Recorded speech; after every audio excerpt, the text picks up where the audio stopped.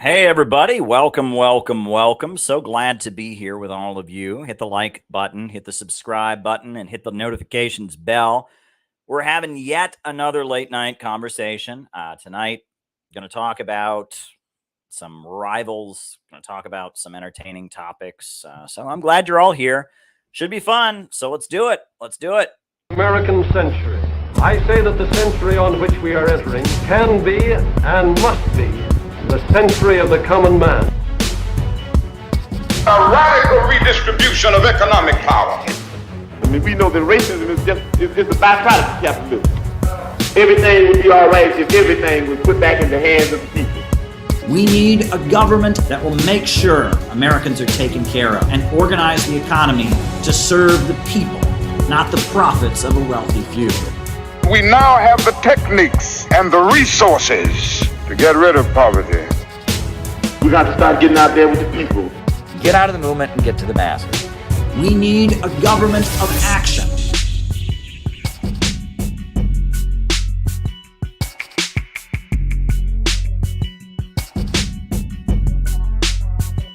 Hey, everybody. So glad to be here tonight. So glad that you're all here. Hit the like button, hit the subscribe button, hit the notifications bell. We're having yet another late night stream. Good stuff we're talking about here tonight. It is September 5th for the next 20 minutes or the next hour. And then it'll be September 6th. We're heading into autumn, but it's still pretty darn hot here where I live in Brooklyn. I'll tell you that much. I live by the water. It's very humid, but and I'm going to be heading down to Washington, D.C. Later this week. Looks like my trip is lined up. So that is in the works, but I'll hopefully be streaming from D.C. I don't see why not, right? They've got wireless down there. So I've got a little road trip planned, work related. So you might be seeing me stream from my DC hotel room later this week. So that should be good. And tonight we're just going to have another late night conversation. For those of you who do not know, the way we do things on these streams is I give my opening remarks, and while I give them, I am writing people's questions down. If you got something you want me to react to or a question or whatever, you can send a Rumble rant on the Rumble. You can send a Rockfin tip on the Rockfin, or you can send a super chat on the YouTube. However you want to do it, you can send your question, and I will answer it in the second half of our show. That is the way we do it. So set the tone. I'll be writing them down, taking note of them as we go along here. I see that there is a good number of people in the Rumble right now. I see there's a good number of people on the Rockfin right now, and you all are here on YouTube, and that's the way we're going to do things. So just a few quick announcements before we get started here. First announcement, just a reminder that every morning on the Center for Political Innovation YouTube channel, we have a morning message. A morning message. Start your day with revolutionary hope and optimism. Every morning, we have a message that people can start their day out with. Different members of CPI step up to the plate and record our messages. We do them in different ways, and it's really, really tremendous. People have been recording excellent messages so far. I got a few great ones lined up. It's a way to stay engaged with our community, get to know different personalities within our community. People make beautiful videos. We got a one lined up for tomorrow. Not going to tell you who did it. Kind of a surprise. But it's always a surprise. We try to do one every single morning. We've only missed one day so far. We're up to 50 messages, 51 messages, I believe. So be sure to check out the Center for Political Innovation YouTube channel. Then the next thing to remind you all of, speaking of the Center for Political Innovation, is that we are having our national convention in Portland, Oregon, December 2nd. December 2nd, we are going to be in Portland, Oregon for our national convention. So mark your calendar, make your travel reservations. We are doing it. I'm figuring out how we can have buses from Seattle and Tacoma and the surrounding cities, as well as local transportation in Portland to make sure people get there. We want to make sure that people attend, that they have the ability to attend. I've been in touch with our president, Elizabeth Young, and other members of the Center for Political Innovation about how to do this conference. It is going to be an amazing, amazing national convention for the CPI. Music, speeches, great performances. You'll get to learn all about what we're about and talking to different people. It's going to be absolutely awesome. You don't want to miss it. If you're on the West Coast, or if you're on the East Coast, or if you're in Middle America, or wherever you might be, I want to make sure that December 2nd, you are in Portland, Oregon for what will be a dynamic event. So mark your calendars for that. All righty. So we got those two messages, those two announcements out of the way. So like I said before, now I begin my opening remarks, and as always, I'll be writing down people's questions as they come in, Rumble rants, Rockfin tips, or super chats as they come in. Use your power as one of the people watching this live to make the second half of our show exciting. That is what I urge you to do. Use your power, as the Spider-Man movie taught us all. With great power comes great responsibility. I remember watching that Spider-Man movie when I was a kid. My brother got the DVD of it. That was before one could just stream movies on the internet. My brother got the DVD for his birthday or for Christmas or something, and I swear he must have watched that movie 100 times. He must have watched that movie 100 times. I wake up in the middle of the night sometimes thinking about dresses like a spider, dresses like a bug. There goes the Spider-Man. I'm just kidding. But yes, that is one movie that that I have seen many, many times in my life because my brother owned the DVD of it. And the line that gets repeated throughout the movie is, with great power comes great responsibility. So I urge you all of you that have the great power of being here to watch this live and being able to meld the way the conversation goes, because I've got my eye on the chat, Funky and Jenny Lynn and Phil Sang and Amtrak and Jamie, and I got my eyes on the chat the whole time, and super chat questions set the agenda for the second half of the program. Use your power responsibly. Get me to talk about something that you think is important. If something is important to you, get it on the roster. Use your power strategically. And there we go. So I'm going to jump into my opening remarks. So, folks, tonight I am going to do what was suggested to me by my good friend and author, Peter Coffin. Now, Peter Coffin is the author of this great pamphlet, Marx for Sale, great documentary. He's done many great, very important documentaries. He's a member of the Center for Political Innovation. He's done great film work for our organization. We love Peter Coffin in many, many ways. He's just a dynamic, amazing human being. And Peter Coffin suggested that I take a swing at Skippy the Bear. Do folks remember Skippy the Bear? It's been a long time since we've talked about Skippy the Bear. I nicknamed him Skippy the Bear. His internet moniker is Thought Slime. And he's a dumbass. There's really no other way to put it. He's a failed comedian. He tried to be a real comedian, and he wasn't funny. He did a YouTube channel that did movie reviews for a while. And then, around the time they were trying to mobilize people to oppose Donald Trump and protect American imperialism from the threat of Donald Trump, some guy who's, kind of a loose cannon, is not going fully on board with them. They were mobilizing the left and wokeism. He got the gig. He got the gig of suddenly being the king of internet socialism. Why? Because, he's a dumbass. I don't know. He's not connected to any revolutionary organization. He's never done any genuine revolutionary activism. He is pro-imperialist to his core.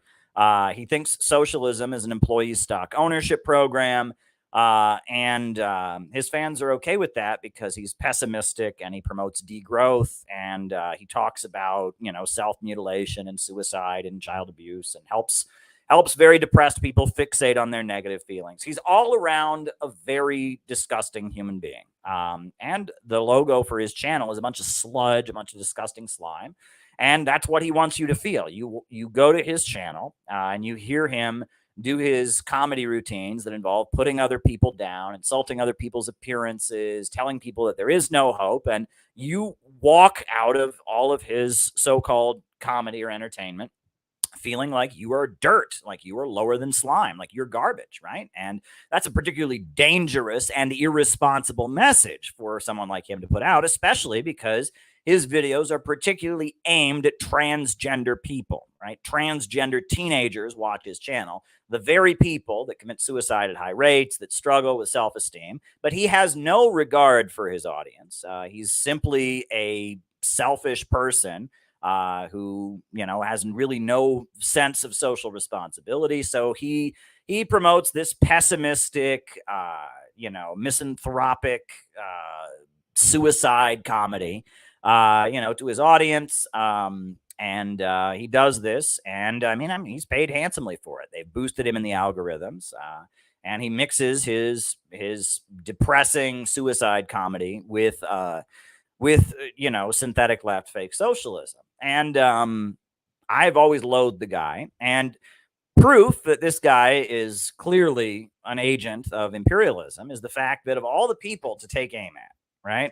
He could criticize Alex Jones, he could criticize Richard Wolff, he could criticize anybody. He decided randomly to go after me because I'm an RT reporter, because I work at RT and he hates Russia. And so with his channel that's huge, he's made multiple videos trying to claim that I am a white supremacist, trying to claim that I am actually a neo-Nazi.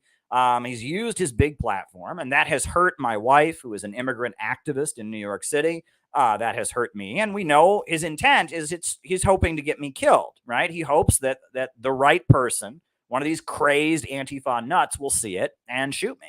And he's trying to psych up the population for acts of violence committed against me, hate crimes to be committed against my wife. That's what he's trying to do, right? He wants to make it hard for my wife to be an immigrant activist. He wants to make it unsafe for me to walk the streets, spreading that someone is a fascist or a white supremacist, regardless of the facts. If you use your huge platform with hundreds of thousands of subscribers to spread that, you're essentially putting a hit out on somebody. And that's what he's doing. And he can make fun of that and laugh it off all he wants, but that's what he's doing. And you're on the list, John. Very good. That's what he's doing. He's a very vile person, and he has no sense of morality at all. And he absolutely doesn't know anything about socialism. In addition to not being funny, he doesn't know anything about communism or socialism. So Peter Coffin suggested I react to his latest video, which is titled Abolish the Left. We'll get to that. But before we get to that, I have to show you a clip from a video that he made that should confirm everything I just said to you about this awful human being called Thought Slime. And this clip, he made a long video, PragerU. Thank you. He made and you're on the list. He made a video called PragerU Doesn't Understand Democracy, in which he tries to explain what socialism is. He shows edits of a Dinesh D'Souza video opposing democratic socialism, social democracy.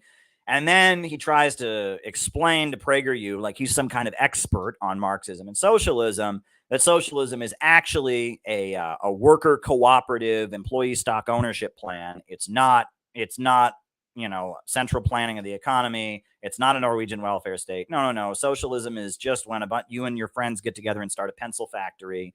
It never mentions the problem of overproduction and the tendency of the falling rate of profit. He never mentions the irrationality of capitalism, poverty created by abundance. No, he thinks the problem with capitalism is growth, and he thinks growth is bad. And on top of that, he thinks that, it's basically socialism. He reduces all of Marxism to some people own the factory, some people work in the factory, and that's not fair. And that's not fair. It's no fair, and makes us look like a bunch of babies, which is why right-wingers laugh at us. He reduces socialism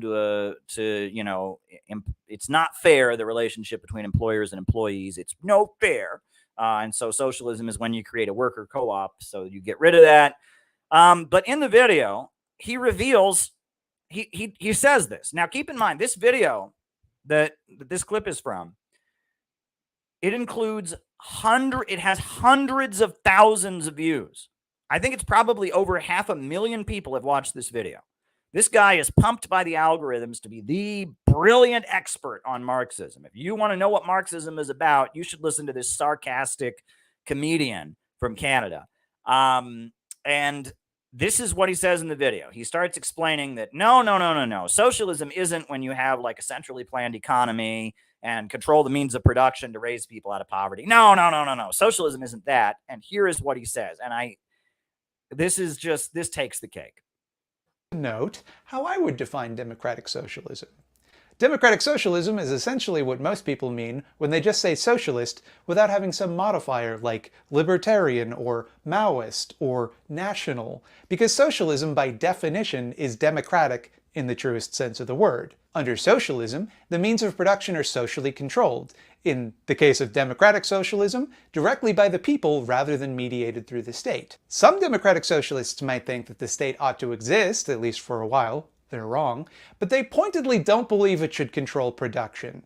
They are in contrast to authoritarian socialists, who confusingly also believe, or at least claim to believe, that their system is democratic. Lenin called the centralization of control over the state and economy democratic centralism.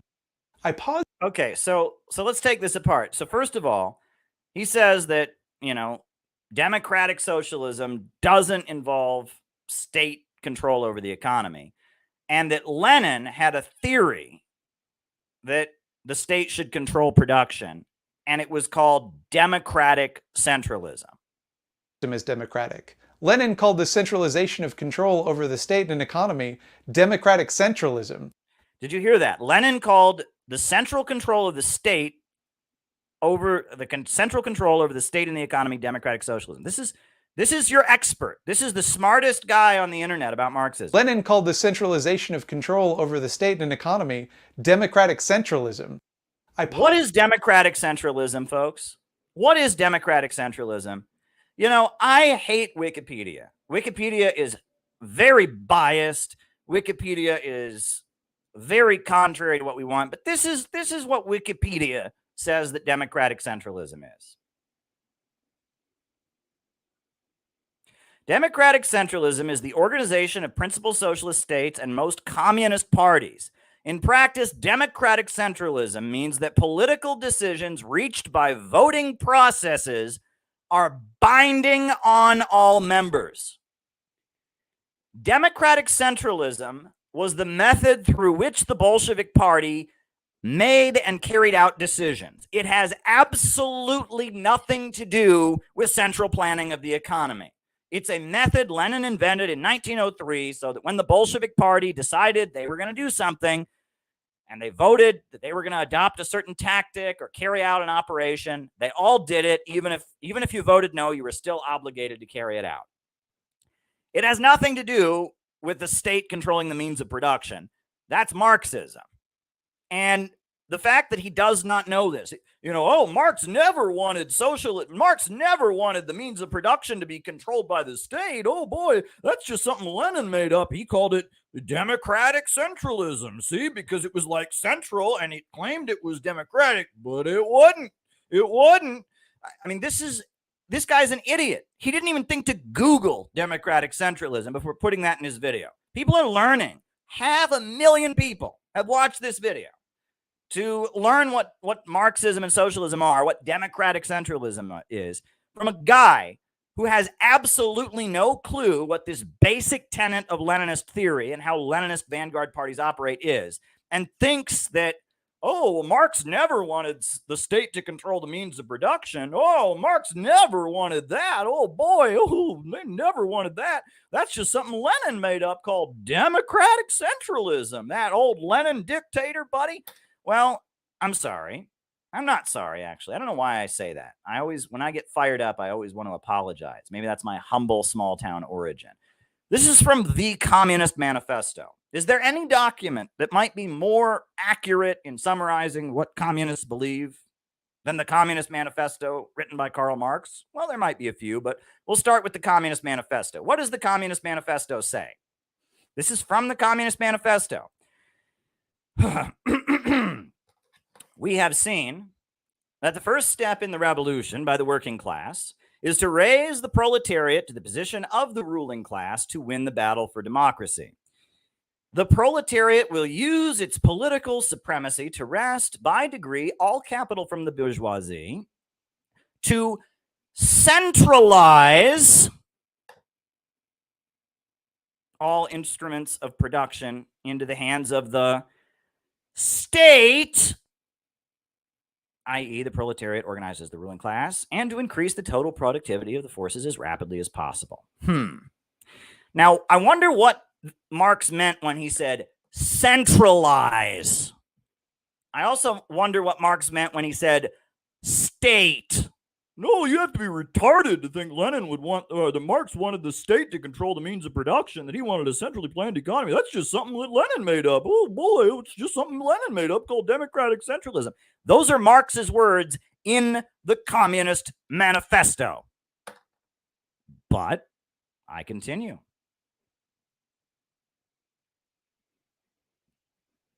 I continue. Here is Engels in Socialism, Utopian and Scientific. What does Engels say?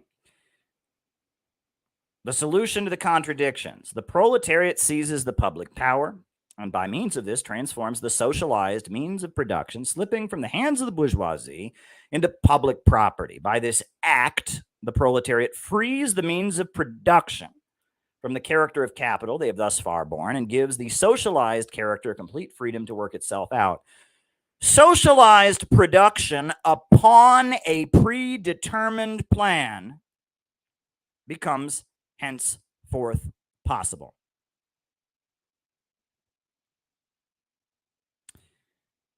Socialized production upon a predetermined plan. Now, does that mean we just have a bunch of little individual worker pencil factories and everyone just does whatever they want because there's no bosses?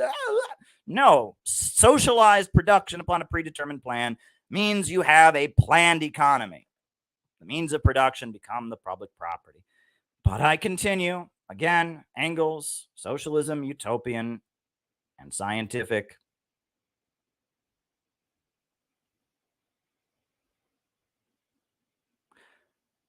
While the capitalist mode of production more and more completely transforms the great majority of the population into proletarians, it creates power which, under the penalty of its own destruction, is forced to accomplish this revolution. While it forces on more and more the transformation of the vast means of production already socialized into state property, it shows itself that the way to accomplishing the revolution. The proletariat seizes political power and turns the means of production into state property.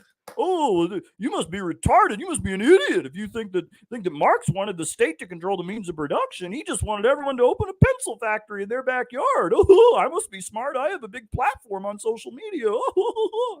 I mean, this guy is such a lying sack of shit.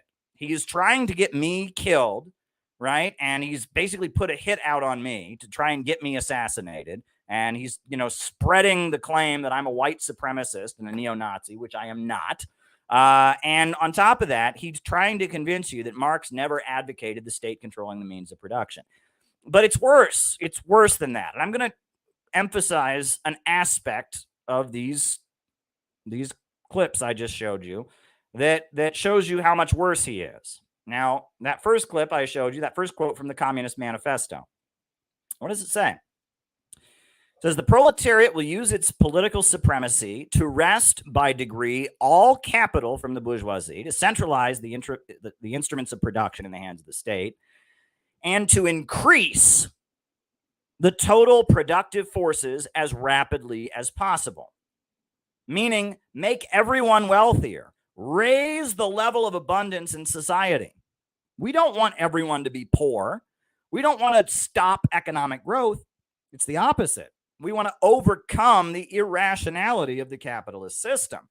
We want to overcome the problems of the capitalist system that cause poverty to be created by abundance and cause frequent gluts on the market, the problem of overproduction, which doesn't mean, there's just too much stuff. It means that the more wealth that's created, the poorer people get, unemployment caused by too much production, homelessness caused by too many houses, hunger caused by too much food. We want to eliminate that so that the productivity of human labor is exponentially unleashed. That's what it means. We want to raise the level of productive forces, not degrowth, but maximization of growth. And Engels makes this even more abundantly clear. Engels, in the quote I showed you before, where he's explaining what socialism is, he says, the socialized production upon a predetermined plan becomes henceforth possible. The development of production makes the existence of classes of society thenceforth an anachronism. In proportion as anarchy in social production vanishes, the political authority of the state dies out, meaning that as wealth is rationally planned and organized, and as we're producing so much wealth, the need for a state starts to fade away because so much wealth is being produced. Man, at last, the master of his own form of social organization, becomes at the same time lord over nature, free. Now, what does that mean? Does that mean we all go back to nature and we stop trying to have these crazy authoritarian trains and power plants and electricity, and we all just go back and live in the woods and the world is back in abundance and it's so beautiful because no one owns anything and it's spiritual, man? Is that what it means? No. It means that with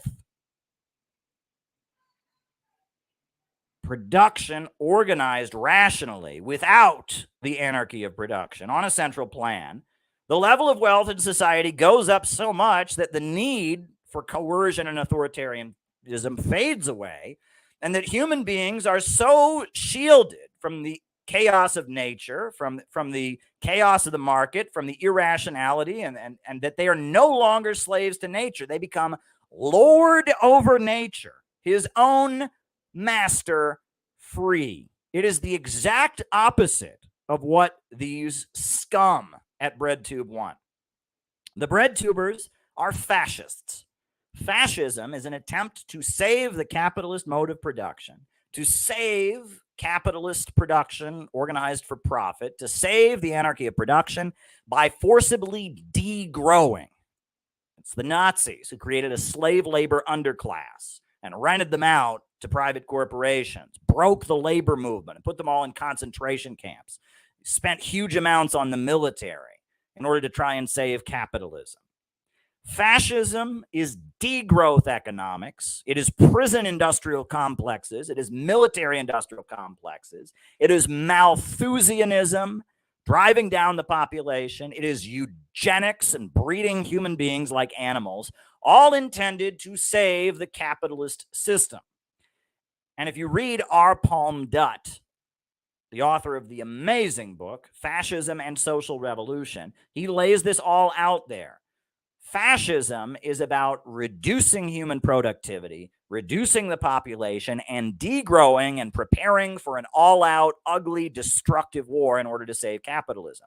And that is what the BreadTube crowd want. They want to drive down the population. They want degrowth and forcible impoverishment of people in the Western countries as well as in the Third World. They want to prepare for an all-out war against Russia and China. They are degrowth fascists, not communists. And that needs to be understood. And socialism is what China has, where they've organized the means of production upon a predetermined plan. They control the means of production. A revolutionary organization that has 90 million members, the Chinese Communist Party, controls the means of production and has used it to raise society up and raise millions of people out of poverty and build a modern country in what was once the playground of Wall Street and London. Socialism is what we've seen in Vietnam, Nicaragua, Cuba, Venezuela. Many countries have seen the great benefits of socialist central planning. Gaddafi's Libya. In Gaddafi's Libya, they had the highest life expectancy on the African continent. They wiped out illiteracy. They built the world's largest irrigation system, the Great Man-Made River. Socialism is about eliminating poverty by centrally organizing the means of production and moving toward a world with so much wealth and so much abundance that the state itself can fade away. It understands that the way to abolish authority and state power and coercion is through creating vast abundance. That's the road to doing so.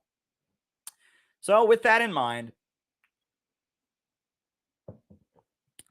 we will now watch Thought Slime's video. I started to watch it and I thought, okay, we'll watch for a little bit. I don't know how long we'll be able to stand it. I don't know how much of it'll be worth reacting to. We will watch Thought Slime's video, Abolish the Left, right? Because I guess the trendy thing now is to criticize the left, right? Because the left sucks.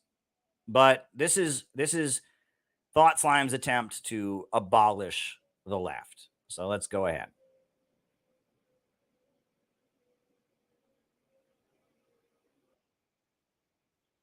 Simply saying that because I am the subject of criticism on the left. No. We can't win any confrontation with the far right unless this changes, because the left has alienated the average person, which in this case is me, with a focus on niche, boutique issues. And it needs to focus on outreach specifically towards the white working class, a term I've adopted in this context because it sounds less racist than just saying white people. But actually, it is just racism mixed with a little bit of classism, actually. But don't worry, there's enough plausible deniability to gaslight anyone that points that out. See, we can't let partisanship divide us. Hey, you ever notice that a lot of people say that kind of stuff and they say it right, and then they follow it up with some of the wackest horseshit you've ever heard in your entire life? Just some real garbage brain shit from an idea dumpster. Ideas. I mean, it's like, so he just, presented a big straw man there about what anyone who criticizes the identity politics, burn America down cult has to say. He's saying it while he's got these weird glasses on. He looks like some kind of demented lesbian secretary from 1960, right? I mean, this is like somebody who worked at the DMV, the Department of Motor Vehicles, in 1960, right? Who's like going to give me a form to fill out my application to get a driver's license. I mean, this is just the glasses, the snide tone of voice, everything about this person is unbelievable. But this is who YouTube wants us to see, right? Bill Gates has decided this is what we should be watching. We shouldn't be learning actual Marxism. We shouldn't be trying to fight for the working class, break down racial barriers, stand in solidarity with people like the Uhuru movement that are facing years in prison for daring to oppose, a confrontation with Russia. Oh, no. This is what we should be listening to. This freak, this internet freak, this failed comedian who now makes suicide porn comedy. Yeah, there you go. So fundamentally without value that you throw them out, you can't even recycle them. You just throw them right in the dumpster.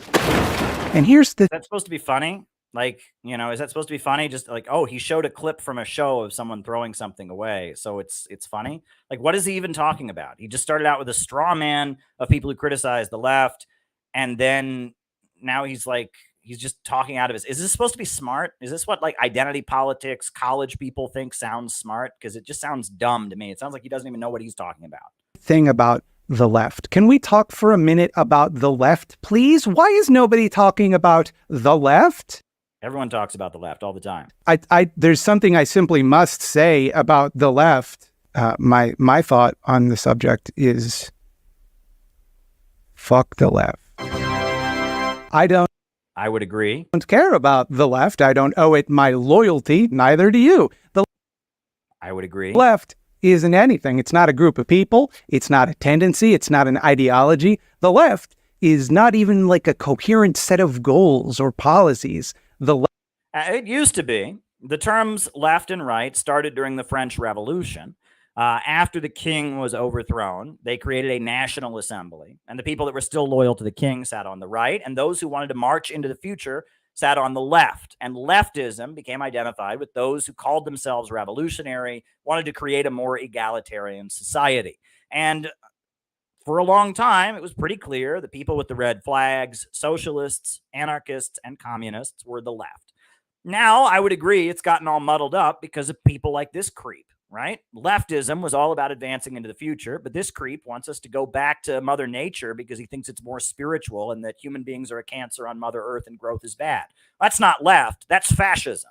That's the ideology of Julius Evola, one of the ideologues of Italian fascism. That is the occultist fantasies of many of the dark far-right forces, of the eugenicists, of those plotting World War III, the Malthusians, etc. So, yeah, the fact that those ideas are now called left, people who oppose human civilization and humanity itself now call themselves left. You know, I mean, at this point, yes, leftism has no coherent definition, and so I don't feel particularly loyal to the left. But the reason for that is because creeps like this have suddenly become the voice of the so-called left. So I don't understand why he's complaining. You know, it's because of people like him that I don't feel safe going to leftist gatherings, even though I've been arrested protesting police brutality, even though I was prominent in Occupy Wall, control the left and use violence to try and suppress people like me. So I don't understand what he's complaining about. Does not exist, aside from as a rhetorical device used to mean like anybody who considers themselves on the left or anybody who considers themselves on the left would consider to be like their pals, their buddies. There is no... Well, there is like a mob of people that want to drive Donald Trump out of office, that burn down cities, that try to shut down right-wing speakers, that try to get college professors fired if they don't agree about the transgender thing. There is a mob of very hateful adolescents who are mad at society and get psyched up by his videos to do all kinds of crazy things. That does exist. I mean, whether you want to call them the left or not. And in fact, he's one of the primary influencers in this crowd of degrowth, sex obsessed, hateful punishment, mob justice, destroyers of civilization. I mean, whatever you want to call them. I don't think that they're left. They're not left in the way the Soviet Union was. They're not left in the way Marx and Lenin were. But whatever they are, he's one of the main people leading them. And if you don't want to call them the left, that's fine. But they exist, and they're a fucking problem. Consistent set of beliefs that unites people on the left. No economic theory, no social policy, no guiding principle. You'll hear the term used to describe everything from hardcore anarchist revolutionaries to neoliberal ghouls who at least don't actively seem to want to feed gay people into a wood chipper right now. And like everything in between that, too. And perceptive viewers might notice from the examples that... Like, is he trying to sound smart now? Because it's like... And also, even that video, even that thing he just gave, right? Like, you'll notice, right? Like in this clip he just showed about, what is it? The people, here, where is it? Pull up the little map he made. Yeah. So it's hardcore anarchists and Democrats. The two march together at this point. They're inseparable from each other. They both want an all-out war against Russia. They want to spend billions of dollars on arming Ukraine, arming the Nazis in Ukraine, and waging a war against Russia. They both want to send huge amounts of weapons to Taiwan and provoke a confrontation with China. They both want to have the internet outlaw anyone who's critical of the Biden administration. So I'm not seeing the contradiction here, right? Obama and Trudeau versus, people in black masks. They both basically think the same thing. They all hate Oliver Anthony because, God forbid, his song about how hard it is for working people to pay their bills didn't have enough transgender pronouns in it. So he must be a neo-Nazi. He must be the Klan. I don't see the difference, right? The Democratic Party that's pushing degrowth, that's pushing identity politics, and the crazy people out in the streets with masks on, who think that anyone who opposes World War III against Russia is the same as Hitler. They're the same, right? They march in complete lockstep. I mean, there is no differentiation between the two. The actual left that used to exist was the Communist Party, was Gus Hall, was labor unions, was the Black Panthers. I mean, that was the actual left. It was not anarchist fuckheads, and it was not the Democratic Party. So even here, I don't see any actual leftists on your stupid map. Too, and perceptive viewers might notice from the examples that I just gave, any such coalition is doomed. Those groups can work together over common goals, but also They have mutually exclusive goals that at some point they're going to need to resolve. And that's good. Like, to be clear, that's a good part about that. That's a good job. That's part of coalition building. Oh, it's supposed to be so funny if he just uses a sarcastic voice or something. Like, that's his idea of a punchline, as if he like shows a clip of someone throwing something in the garbage, or he just like, makes something go good job on his screen. Like, that's supposed to make us laugh. I feel like I'm in kindergarten. This is like watching Sesame Street or something. And it's trying to sound so much smarter than it is. Like, yes, different people in coalitions work together. That's why I am always saying we need to build as big of an anti-war coalition as possible, because World War III is coming. You set aside your disagreements, temporarily if need be, to achieve something desirable to all parties. But at some point, you got to go, hey, there's also stuff we disagree about. What are you going to do? And then have a big argument. There are degrees of disagreement, though. There are some disagreements which, although we might not ever be able to resolve, we should by no means tolerate. Disagreements whose effects are too fundamental, too immediate, and too costly to ignore in the service of cooperation. Like, for example, if you wanted to kill Batman, you could not ally yourself with Robin, because he's not going to support you, Even if you agree with Robin on a lot of stuff, you're going to come into conflict about the whole Batman issue. Now, where are you You're speaking with a sarcastic voice. It's just so funny. I'm just dying laughing here. It's just like, and what does that even mean? Like, you couldn't align with Robin because you wanted to kill Batman. Well, what if like you and Robin were both trapped in an elevator together and Batman was nowhere near there, and you both wanted to escape from the elevator? Could you cooperate to escape from that elevator or not? I think you could. That line is going to vary. I'm not going to give you some prescriptive commandments about who you are and who you are not allowed to cooperate with. Oh, really? Oh, really? You're not going to give people prescriptions. Your whole channel is canceling people because of guilt by association, saying that you talked to so-and-so talked to so-and-so, and so they should have their life destroyed. Right? I have had so many people go after me for daring to meet with a Russian intellectual who is not even a fascist, right? Because he highlighted that once on his channel. I mean, his whole channel is like, oh, if you talk to one person who said something wrong on the trans thing, we should destroy your life. No, don't pretend you're not going to draw that line for people. That's what your whole channel is about. That is what your whole channel is about, Thought Slime. That is what your whole channel is about. It's about inciting people to hate, telling people who the bad people are and inciting your viewers against them, and misrepresenting facts and lying and trying to destroy people's lives and reputations. You are a cancel culture queen, so don't give me that. I'm not an organizer. I'm a blowhard. I have a YouTube channel. Yeah, so why don't you shut the fuck up and let those of us who actually believe in socialism and actually want to stop World War III actually organize and try, instead of trying to work with the state to incite violence against them. I am the least entitled person to an opinion on anything.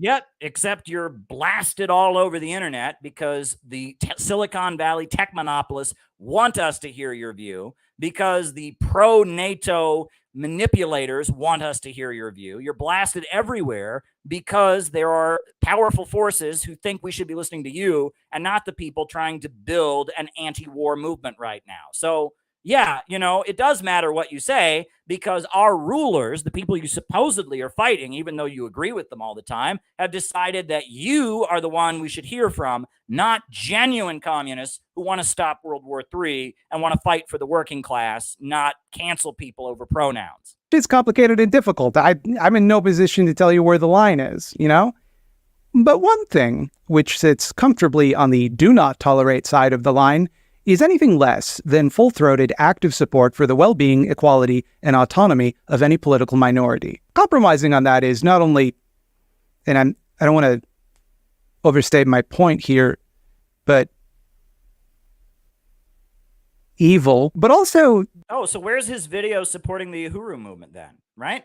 Maybe he didn't notice that the Biden administration raided the homes of a group of Black revolutionary activists last August, flew drones into their houses, dragged them out of their houses in handcuffs, and is now indicted them, charging them with being Russian agents. So clearly, if you have to support every political minority, I can't think of a more persecuted political minority right now than the People's Democratic Uhuru movement. And we at CPI have given them a platform. We have supported them. We have helped raise money for them. We have done everything we can to support them.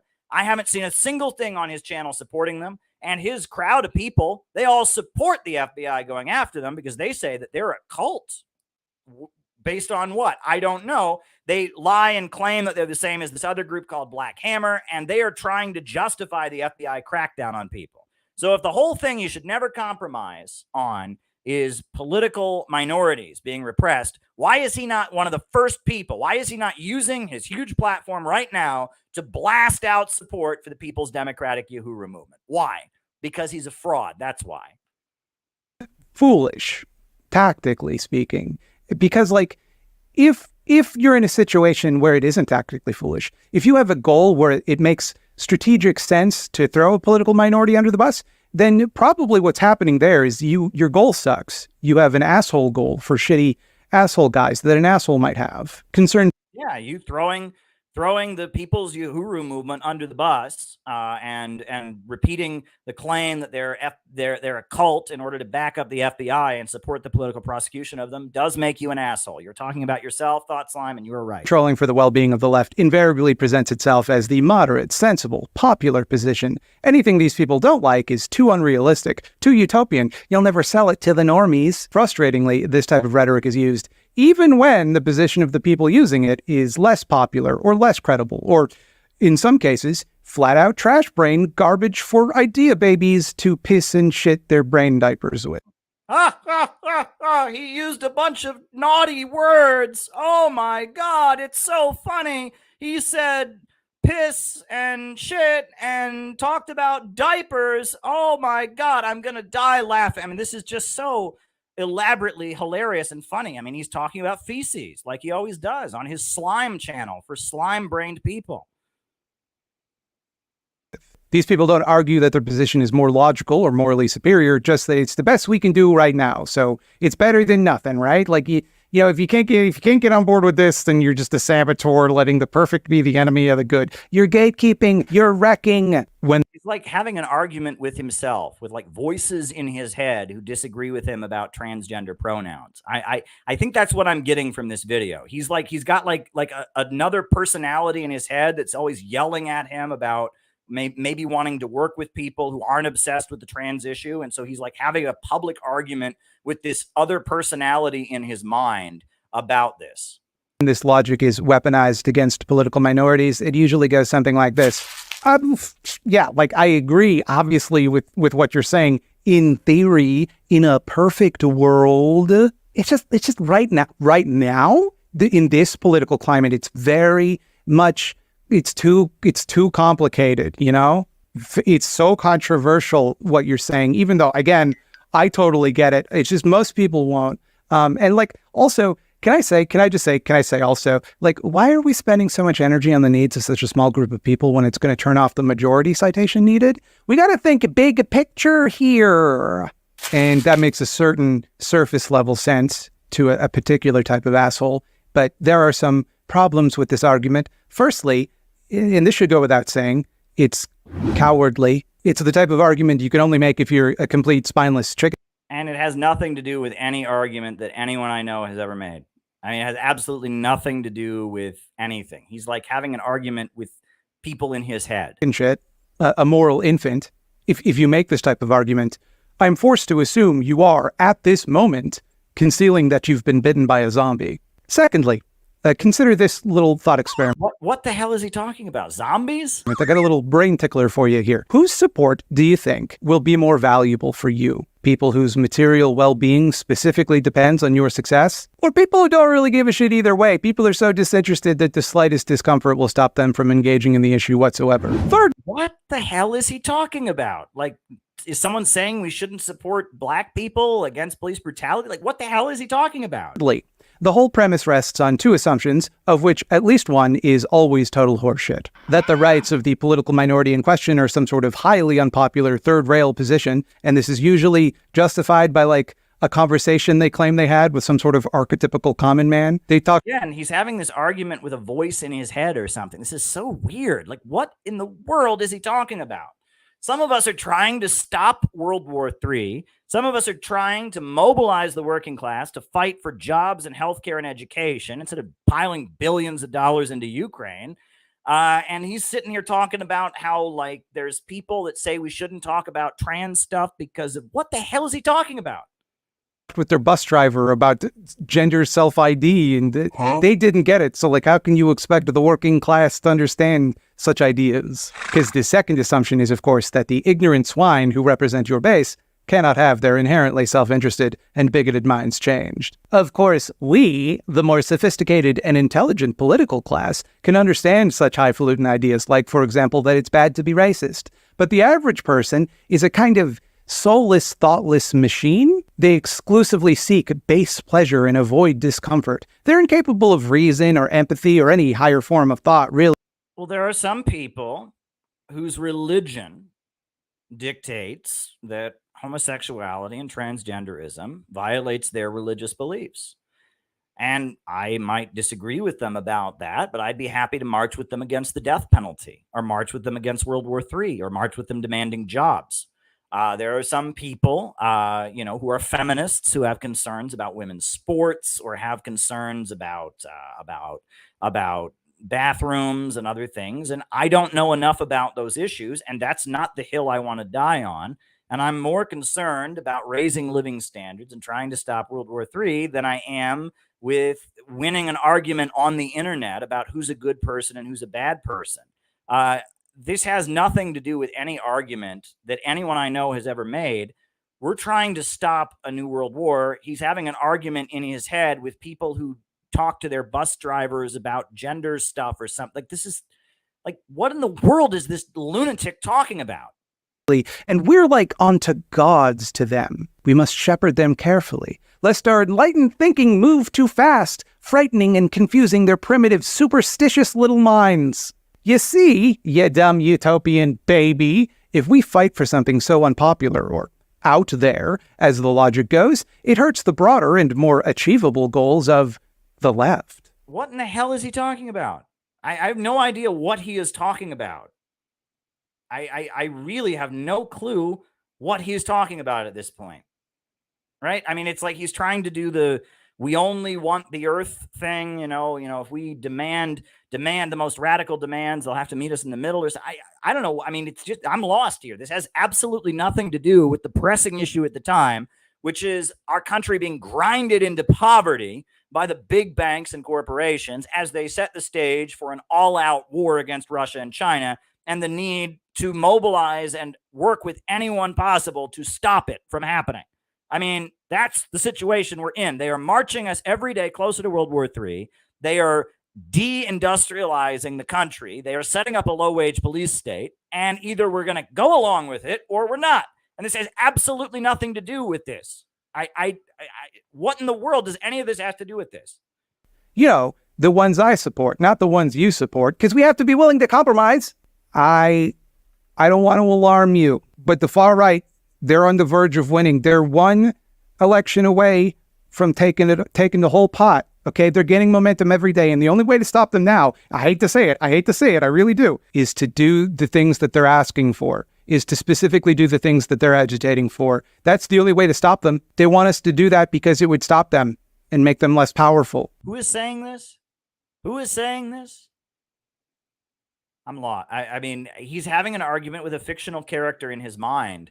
And it's wacky. I mean, this guy lives in an alternate political universe, right? I mean, is this like the kind of argument that they have at the strategy table at, the Planned Parenthood transgender outreach debating society or something? Like, I mean, I'm sorry, in the real world, people are worried about paying their bills. People are worried about World War III breaking out and all of humanity dying.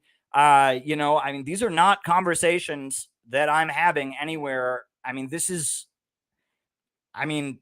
either side, I have never had this kind of debate with anybody.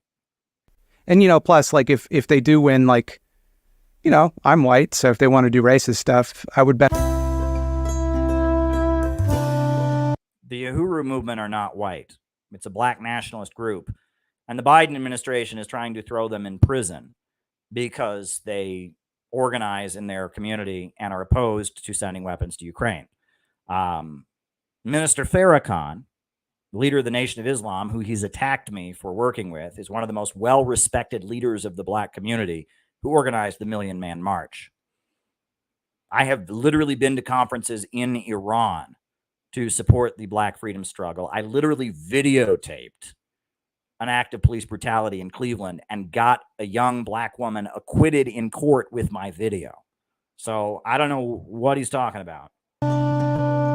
These compromises, of course, are always in service of power, in service of the status quo, in service to the exact structures we are meant to be opposing by making these compromises. It never works in the other direction. Never is the more moderate left asked to adopt a more radical position based on its popularity, feasibility, or outright necessity. We're meant to dismiss allies who agree with our positions in favor of courting allies who do not. Because maybe, if we do everything they ask for, they'll get on our side. That's what it means to get someone on your side, by the way.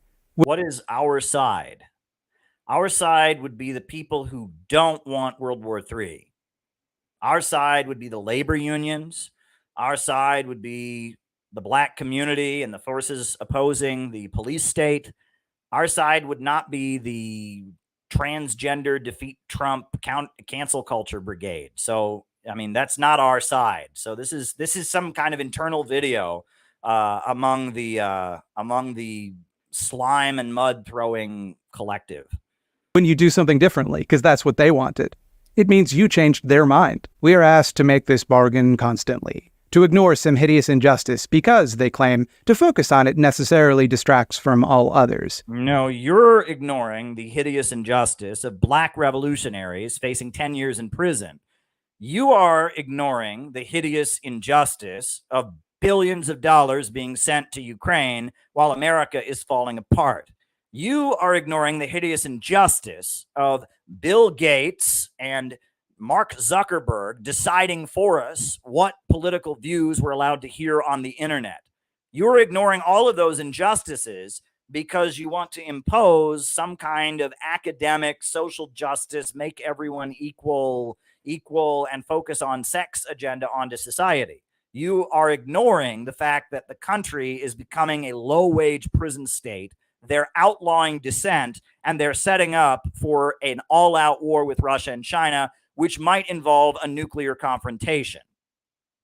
So you end up in this shell game scenario where the one true meaningful injustice is always the one you're not putting every iota of your effort into. And in order to fix it, you just got to ignore every other problem in the world. Those are all distractions. Like we're literally marching off a cliff right now toward World War III and a fascist state. And he's talking to people who are involved in helping that happen about why they should make the transgender thing the central focus among people who want that low-wage police state and want to march us into World War. This is some. I mean, makes me happy I'm not in these kinds of political circles. I mean, if this is the terms of discourse, I mean, some people are out of touch with reality. This isn't a new technique. Throughout history, wherever there have been people fighting for any sort of social justice, equality, freedom from oppression, no matter how just their cause, you can find examples of that movement hypocritically excluding others in betrayal of their own principles. Whether it's white women within the suffragette movement refusing to stand in solidarity with women of color, to modern-day quote-unquote anti-imperialists who deride and ridicule the land back movement without bothering to do the barest iota of research, just crack open Wikipedia and just really even look at what the definition of the term is, really understand what the thing that they're criticizing, just do the bare minimum, just really even look into any of it. And this is the problem that... Well, actually, one thing that I've pointed out is that with the land back movement, the definition of land back constantly changes. If land back just means that you believe the indigenous people have the right to sovereignty, to separate from the American government, maybe get some reparation supports in doing so, I'm for it. If land back means every white person must leave North America because we're all a bunch of evil white settlers, I'm not for it.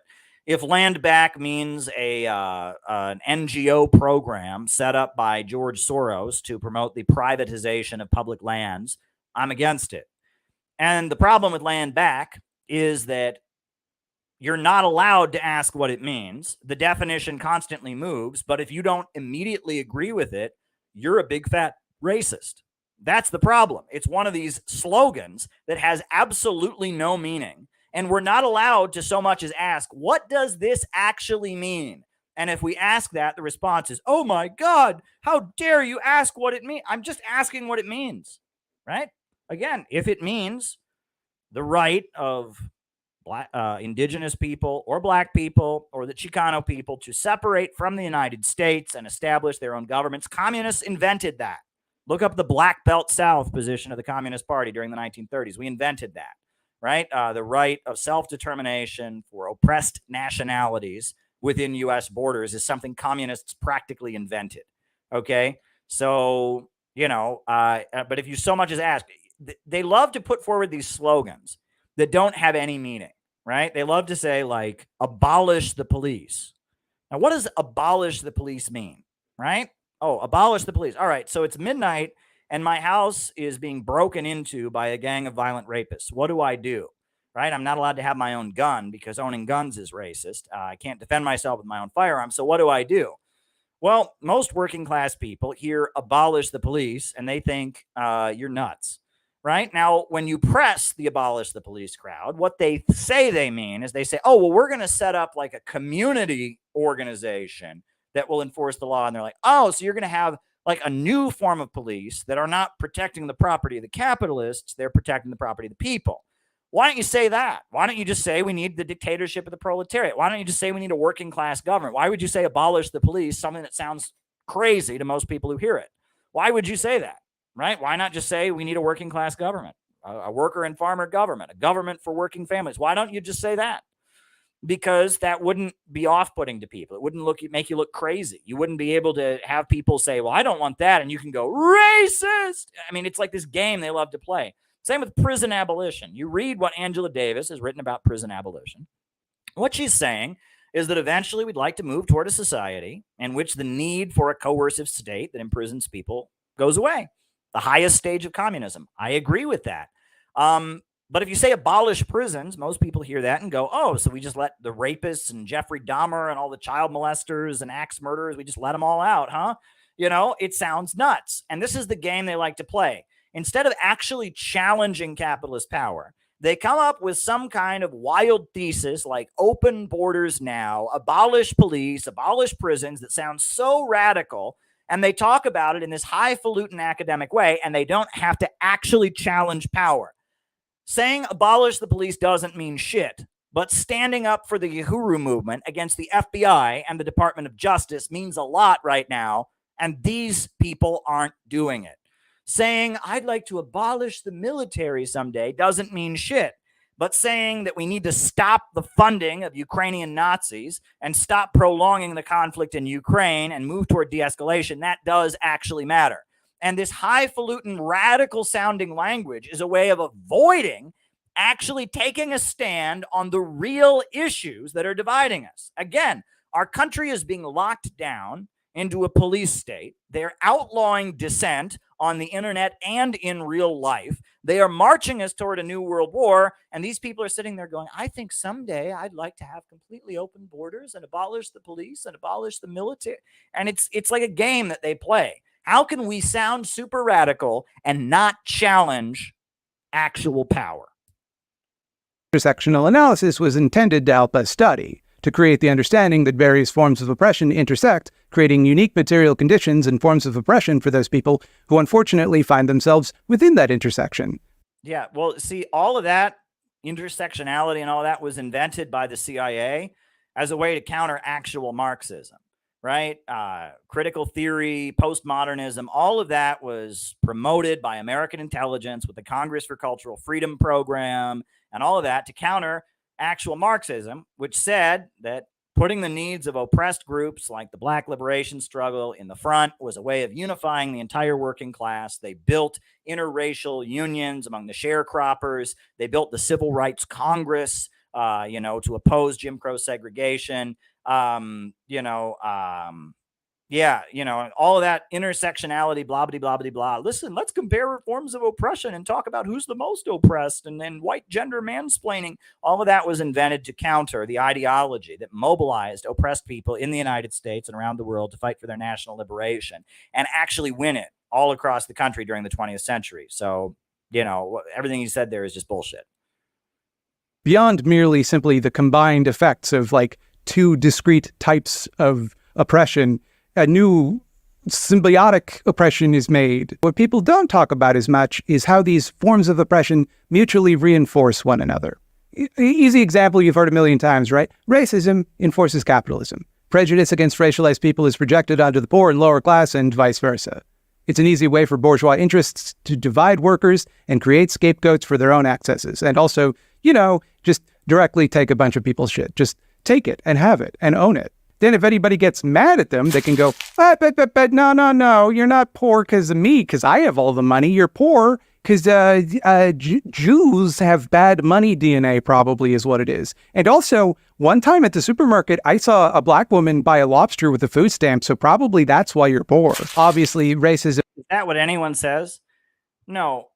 The understanding is that in the United States, the way they have rolled back the welfare state is by racializing it. And we hear the term welfare mother. Unfortunately, we've come to think of a black woman, even though the majority of women in the United States who have children and receive government assistance are white. And that by racializing the question of the social welfare state, they have galvanized white support for cutting social programs. That's the issue there. Right. And that part of Richard Nixon and the neocons and the Southern strategy was convincing low-income white people that cuts in economic benefits and social programs were intended to target black people and appealing to their racism. I think that's the issue at hand there. That's what he's trying to point toward. I don't think any of those people ever talk about Jews measuring skulls or any of that stuff. I think it's just because, Ronald Reagan talked about welfare queens, and there's a stereotype about public employees being black and, not working hard and getting too good benefits and all of that. And that this is a thing that the neoconservative austerity right wing has done is they've racialized economic issues like public spending, like the welfare state, like unions. They've racialized it in order to, advance,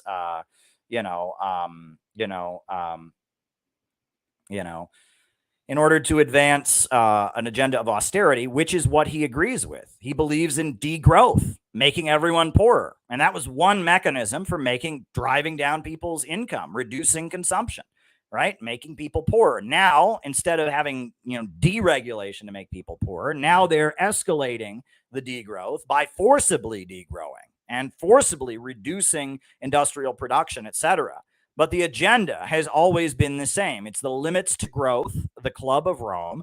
There's too many people in the world. We must reduce consumption. We must save capitalism by getting rid of the useless eaters.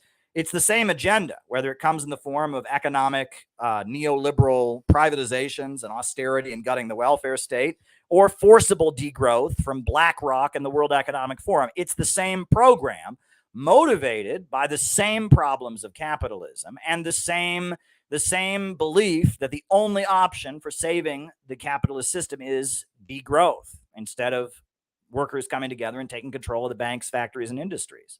And thank you, Felonious Punk. I will respond to that and keep the super chats rolling in, right? We got a whole second half of the show here. I love what I do. We'll continue with this for a little bit longer. I don't know how much longer we're going to go on this, but, gives us something to talk about at least, right? Still be bad whether or not it intersected with capitalism, and capitalism would likewise be bad in any sort of hypothetical alternate reality scenario where it developed without racism. Both of these things would be problems that required solving without the other, but in a world where both exist, like this one, Earth, you have to fight both. Otherwise, the struggle against either is incomplete. So it's like he thinks that like there's a list of isms that are bad: capitalism, racism, imperialism, sexism, and like there's people who believe in these isms. And so we need to point fingers at them and call them bad people. Do you believe in one of those isms? Are you a believer in capitalism? Are you a believer in sexism? Are you a believer in racism? Well, you're a bad person, and I'm going to point at you. That's what he thinks. And so he's saying, why should we prioritize capitalism over racism? Well, this is not a correct understanding of how these things work.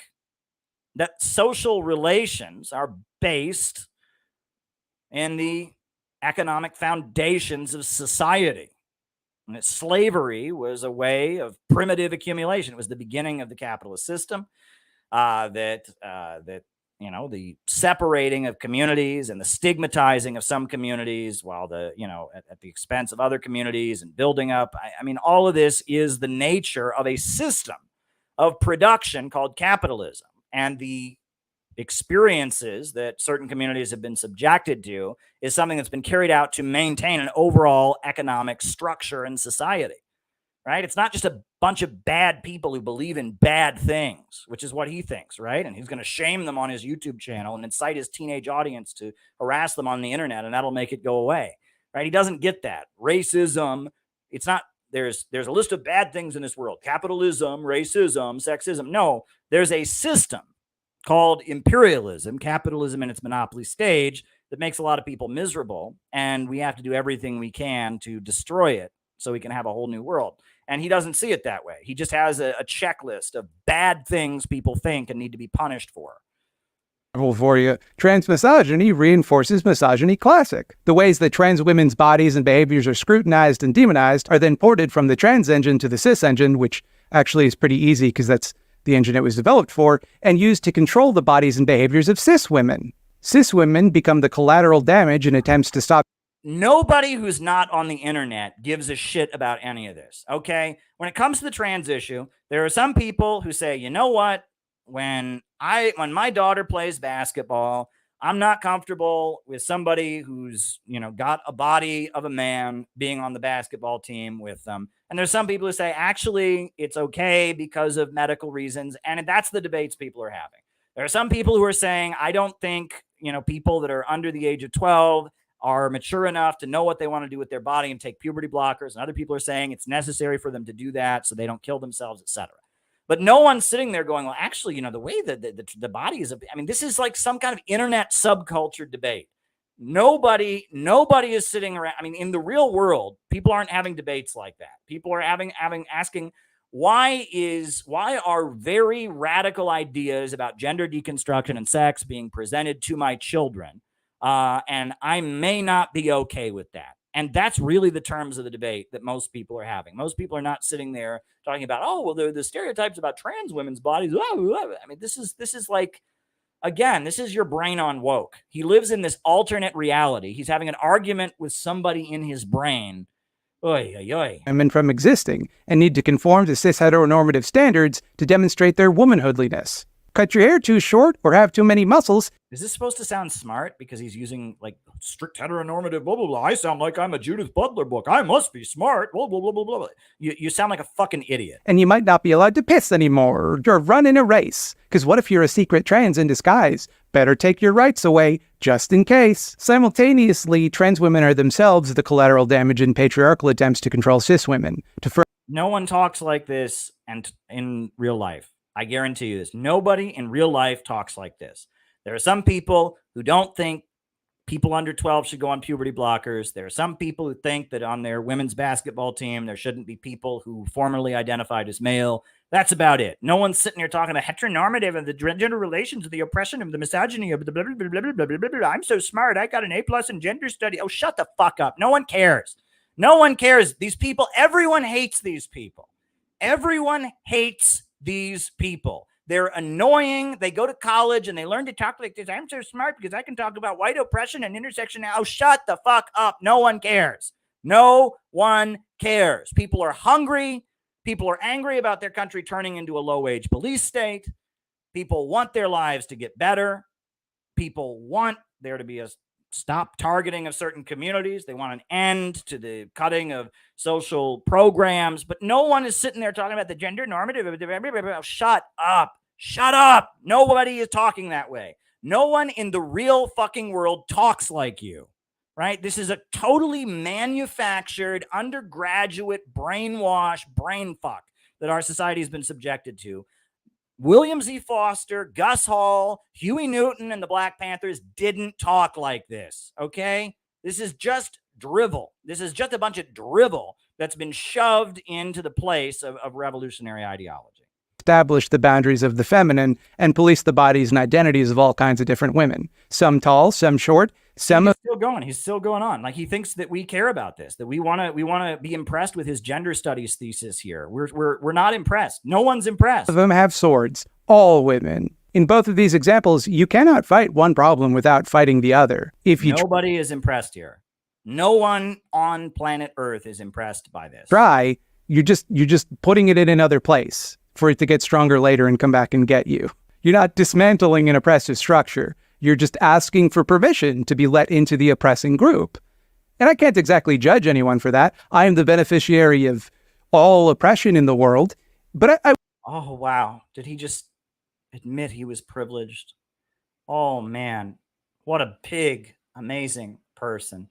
Play the violin. Play the violin for this guy. Oh, my God. would like to extend a word of caution, if I may. If you do manage to get put into the in-group, that's not going to last forever. Helping the people who are oppressing you now cook up a new way to oppress someone else, you can imagine how that plan might backfire, right? Ironically, the right seems to understand this better than the left sometimes, but like in the backwards brain way that they don't really understand anything. They'll label any attempt to advocate for marginalized people as communist, as an evil Marxist plot. I mean, I'm already getting bored here. I mean, we'll give him a little while longer to say something worth reacting to, but this is just a bunch of gender studies drivel. Like, this is just a bunch of gibberish. And it's like our country is literally marching on the brink to World War III. And instead of talking about that, as the country gets poorer, as people are dying of opioids and all of that, all we get to listen to is this undergrad woke Judith Butler gibberish about who's the most oppressed and you know who gets points for talking about the most oppressed or whatever. Like, there's a famous photo of a shithead in Little Rock, Arkansas, protesting school integration in 1959, holding up a sign that reads, "Race mixing is communism." While I doubt that this man had a robust knowledge of communist theory or a rich understanding of... Well, the reason for that is because the Communist Party had been on the vanguard of fighting for racial equality.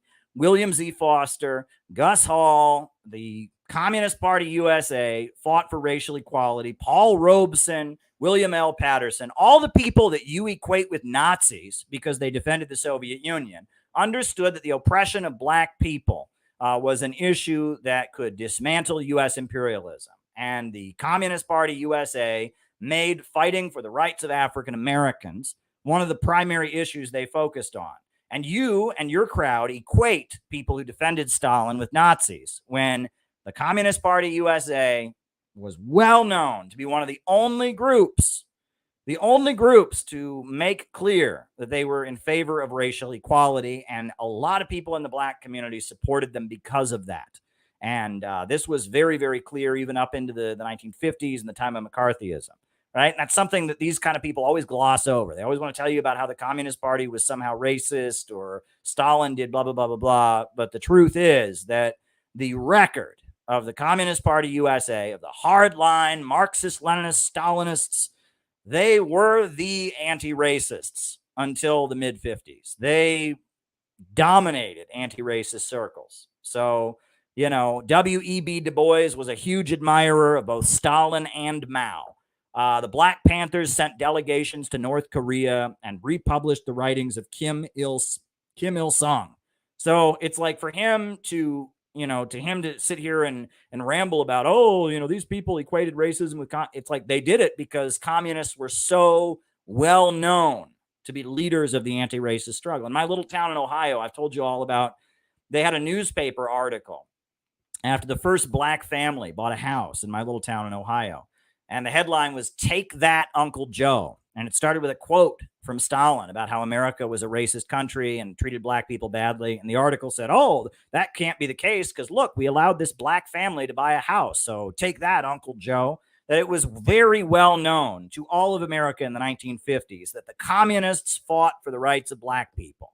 not conformists like you, not people who go along with the propaganda of hating Russia, hating China, hating whoever CNN tells them to hate. It was the people who were smart enough to question authority, the people who were smart enough to get arrested and go to prison and be sent to prison under the Smith Act for being communists and being agents of the Russians. It was those people, those of us who actually have some fucking courage. It was us who opposed racism, while fucktards like you, who go along with whatever you're being told, were supporters of Jim Crow segregation. Thought Slime, if this was the 1950s, you would have been that guy standing there with a sign that said race mixing is communism, because you go along with whatever mainstream media says. You hate Russia. You targeted me simply because I work at Russian media, because you try to demonize anyone associated with Russia. You would have been throwing feces at Dr. Martin Luther King Jr. because CNN said so. The mainstream media said so. Anyone who's tied to Russia is bad. The only reason you call yourself a leftist now is because it's trendy and hip all of a sudden, and it has nothing to do with being a revolutionary or being an anti-imperialist. The people who stood with black people back in the days of Jim Crow segregation were the people who had courage, the people who questioned mainstream media, the people who got kicked out of their colleges. They didn't just repeat whatever their college professors said. Shut the fuck up. Historical and material reality of white supremacy. And I do disagree with the premise that race mixing is communism. He's not wrong to make the connection, right? What his pea brain has figured out is, if you're going to advocate for some people to be equal, it's a slippery slope towards all people becoming equal. It's just that, that would be good. Communism is, right? We just want to make everyone absolutely equal. We just, that's what I learned in 5th grade. Communism's when everyone gets paid the exact same wage, no matter how hard they work. I mean, it's like, this guy, can he get stupider than this, right? So that's what communists believe. We want everyone to just be absolutely equal. That's what communism is, right? It's not about public ownership of the means of production. It's not about dismantling imperialism. It's not about having a rationally planned economy so growth is unlimited. No. According to Thought Slime, right? Race mixing is communism is right, he says, because communists are people who are just some people have more wealth than other people. It's no fair, right? It's like they take the Fox News characterization of what communists believe and they believe it, right? We're just idiots who think, oh, everyone should just be totally equal. That's totally fine. And then it just takes, it takes anyone to come along and say, oh, yeah, well, what if somebody works harder than somebody else? There has to be incentive and human nature and blah, blah, blah, blah, blah. It's like these people have never tried to dismantle the right-wing cliches against communism. They haven't spent their whole lives trying to dismantle the disinformation and the lies about communism. They just hear what the right wing says against communism and they adopt it as their belief and call people racist if they disagree. It's infuriating. As someone who's spent their entire adult life trying to build a communist movement in America, to have idiots like this promoted here who are the best friends Fox News ever had. Yeah, that's what we all want. We all just want to make everyone equal. And he thinks it's bad because he's a shithead. This racist dipshit understood that any victory for black Americans, anything which brings them closer towards freedom and equality, weakens the apparatus used to also deny freedom and equality to the working class. No, that guy probably just understood that he was a racist and he lived in the Jim Crow South, and that the people who'd been opposing racism for much longer than any of the mainstream liberals were the communists. And notice how he just completely ignores the legacy of the Communist Party in fighting racism. No mention of the Scottsboro Nine, no mention of Angelo Herndon, no mention of Paul Robeson, no mention of Langston Hughes, none of that, right? He just completely glosses over the historical reality that communists were on the van.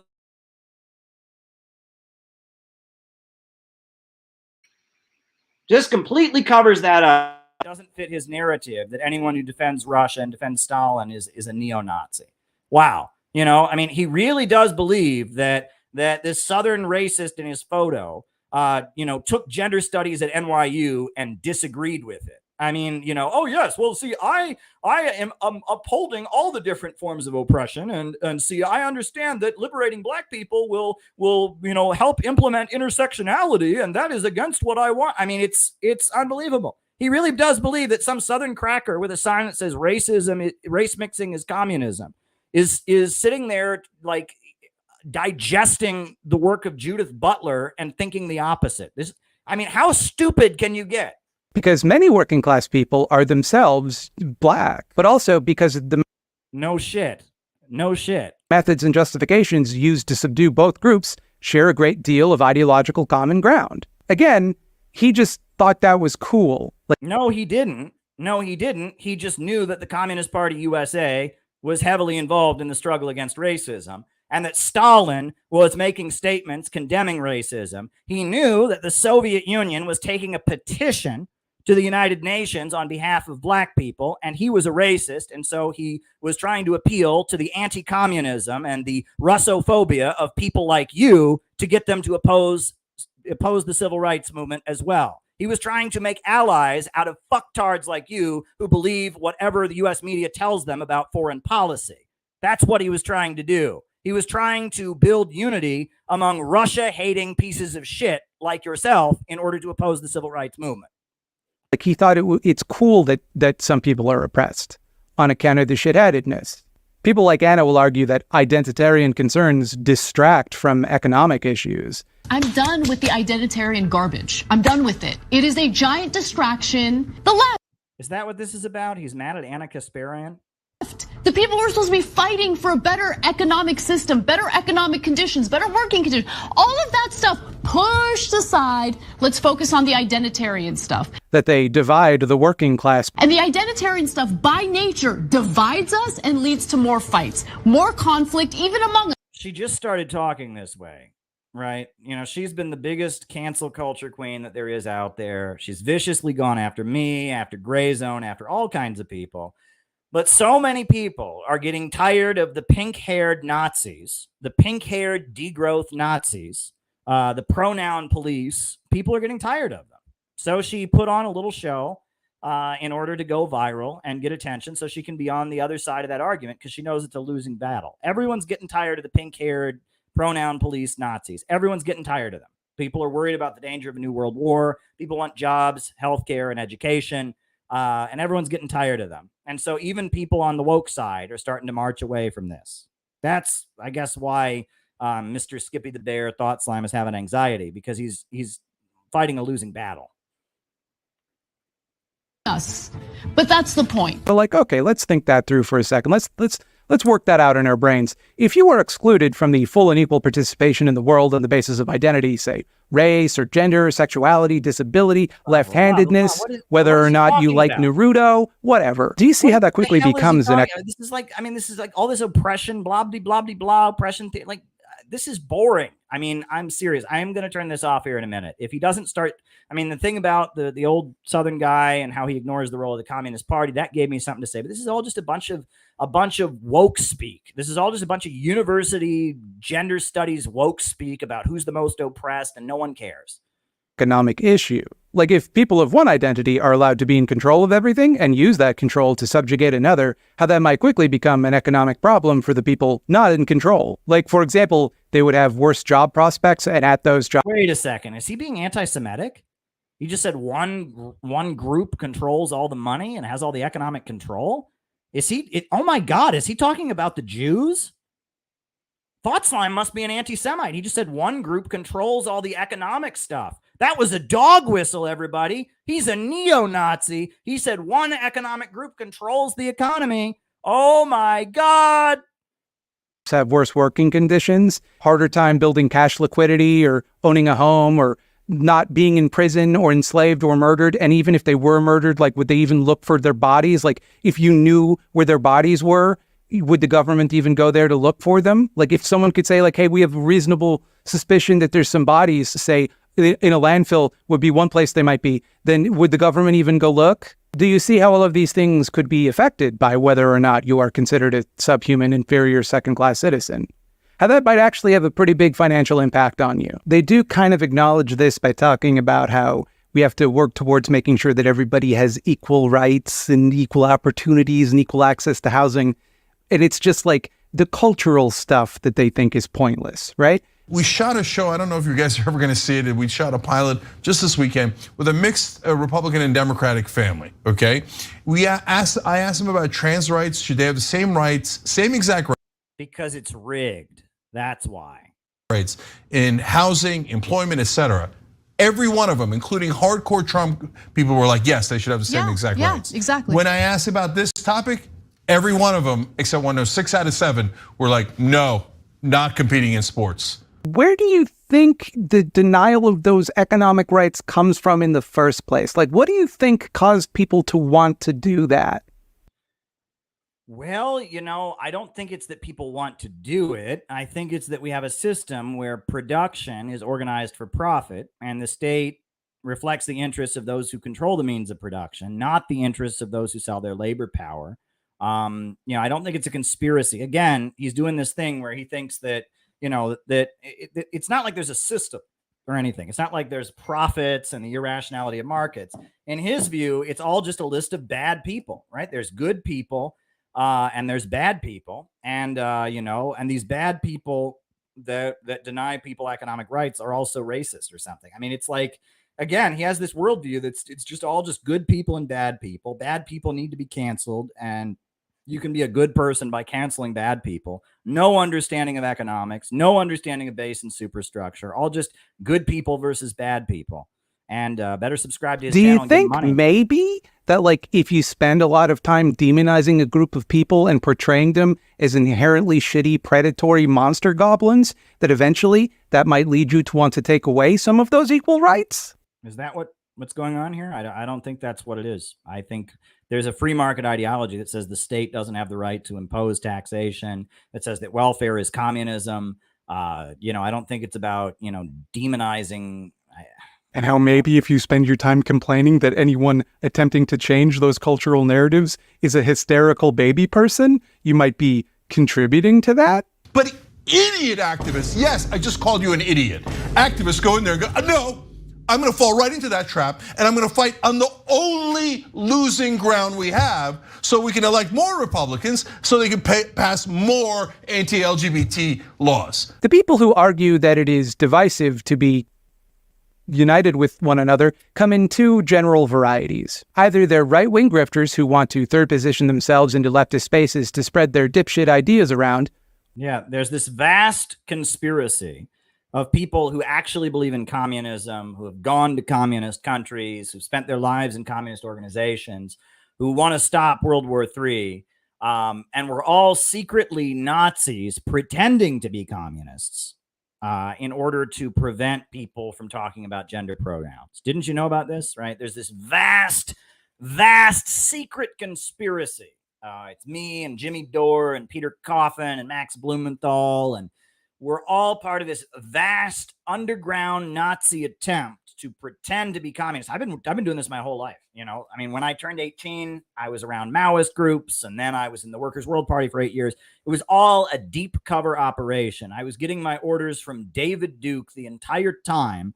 I video recorded the police beating up black teenagers because I was trying to build a cover story, because I'm really part of the secret white supremacist mafia pretending to be leftists in order to prevent the pronoun police from having total supremacy. This is, you want to talk about a conspiracy theory. This makes QAnon look completely rational. Or they're complete rubes. Useful dolts, easy marks for the aforementioned grifters. Yes. And anyone who doesn't want to prioritize the transgender thing is either a secret Nazi or a useful idiot of the secret Nazis. It is pretty useless to speculate which one any given person is, because as you can imagine, there's a lot of overlap in that Venn diagram, but I do have a... Okay. Strawserists? There are no Strawserists in this world. Right? Strasser was a Nazi. Third positionists, that's a Nazi thing. LaRoucheites, there's like one LaRouche group. It's small and fringe. It's the Schiller Institute. They have conferences and stuff. But it's like, that's what you think? That's who you think is behind everyone who doesn't agree with you? Seriously? I mean, there are probably like 2 Strasserites in all of America. There are probably 10 third positionists, and the LaRouche organization has maybe a couple hundred members. That's the vast conspiracy, right? Basically, basically, the people in Haas's Discord server are the people that are single-handedly subverting the left. This takes the cake. You want to talk about a crazy delusion? Rubric I like to use in these situations. A little test I use to determine if people are arguing in bad faith. When their position is criticized, do they A, defend their position, explaining their logic, or ignore the criticism, or B, whine about how it's unfair that people are disagreeing with them at all and they kick up a big stink about it. People saying they're wrong is actually them being silenced, and making them be silent about disagreeing with you is what free speech means. Yeah, this is pretty ridiculous because what he does is he lies about people. He's got whole videos just lying about me, taking all kinds of things that I say that are completely defensible, taking them out of context. He tries to say I hate Muslims when I've gone to Iran like a bunch of times and made all kinds of films about in defense of the Iranian system. I mean, he goes out of his way to lie about people, uses his big program to lie about them. Then he incites all of his fans to harass them. Then people try to get them banned from leftist spaces. They are afraid to go out on the street because they're threatened with violence. And if you react this way, you clearly are guilty and a bad person, because this is utterly ridiculous, right? I'm sorry, if you make videos that have hundreds of thousands of views claiming falsely that people are neo-Nazis and they get mad about it. But them disagreeing with you obviously shows that they don't tolerate disagreement. So they shouldn't be allowed to say that they don't agree, because that's not free speech. And it is a very handy rhetorical strategy because it means you never have to defend your positions. When challenged, you can retreat to a grandstanding speech about the importance of open debate and civil dialogue. You can tut-tut and finger wag about how rude everyone else is, and then claim that they're the ones scolding you? Like, it feels to me like the worst time to accuse someone of scolding you would be right after you gave them an etiquette lesson and lectured them about how... It's weird how much of this video is actually about me. I assumed this video would be about Anna Kasparian and stuff, but the land back thing, and the Strasserites and LaRouche. He's been bringing up my friendship with the LaRouche people. This is weird. For a small channel with what? I've got 24,000 subscribers. I really occupy a lot of time in this whack job's head. It really is suspicious, really is interesting. All this time he's sitting there talking about Strasserites and LaRoucheites. There's not that many people like that. I'm not a LaRoucheite. I'm not a Strasserite, but he's got whole videos trying to accuse me of being one. And he's talking about land back. And this is weird. I really occupy a lot of space in this nut job's head. I hope he doesn't knock on my door someday. I wonder how many pictures of me he has in his house. This is weird. Disagree civilly. It seems like a scoldy thing to do. To whine and cry and kick and stamp your feet about everybody won't let you disagree. Nobody these days will tolerate disagreements. But nah, you can disagree. By all means, believe whatever you want to believe. It's just that the thing you believe. Yeah, it's just lying and claiming people are neo-Nazis so you can try to get them murdered and try to incite violence against them, or try to justify government repression of them, or try to convince people that they have to support hostility toward Russia or support FBI repression against the Uhuru movement.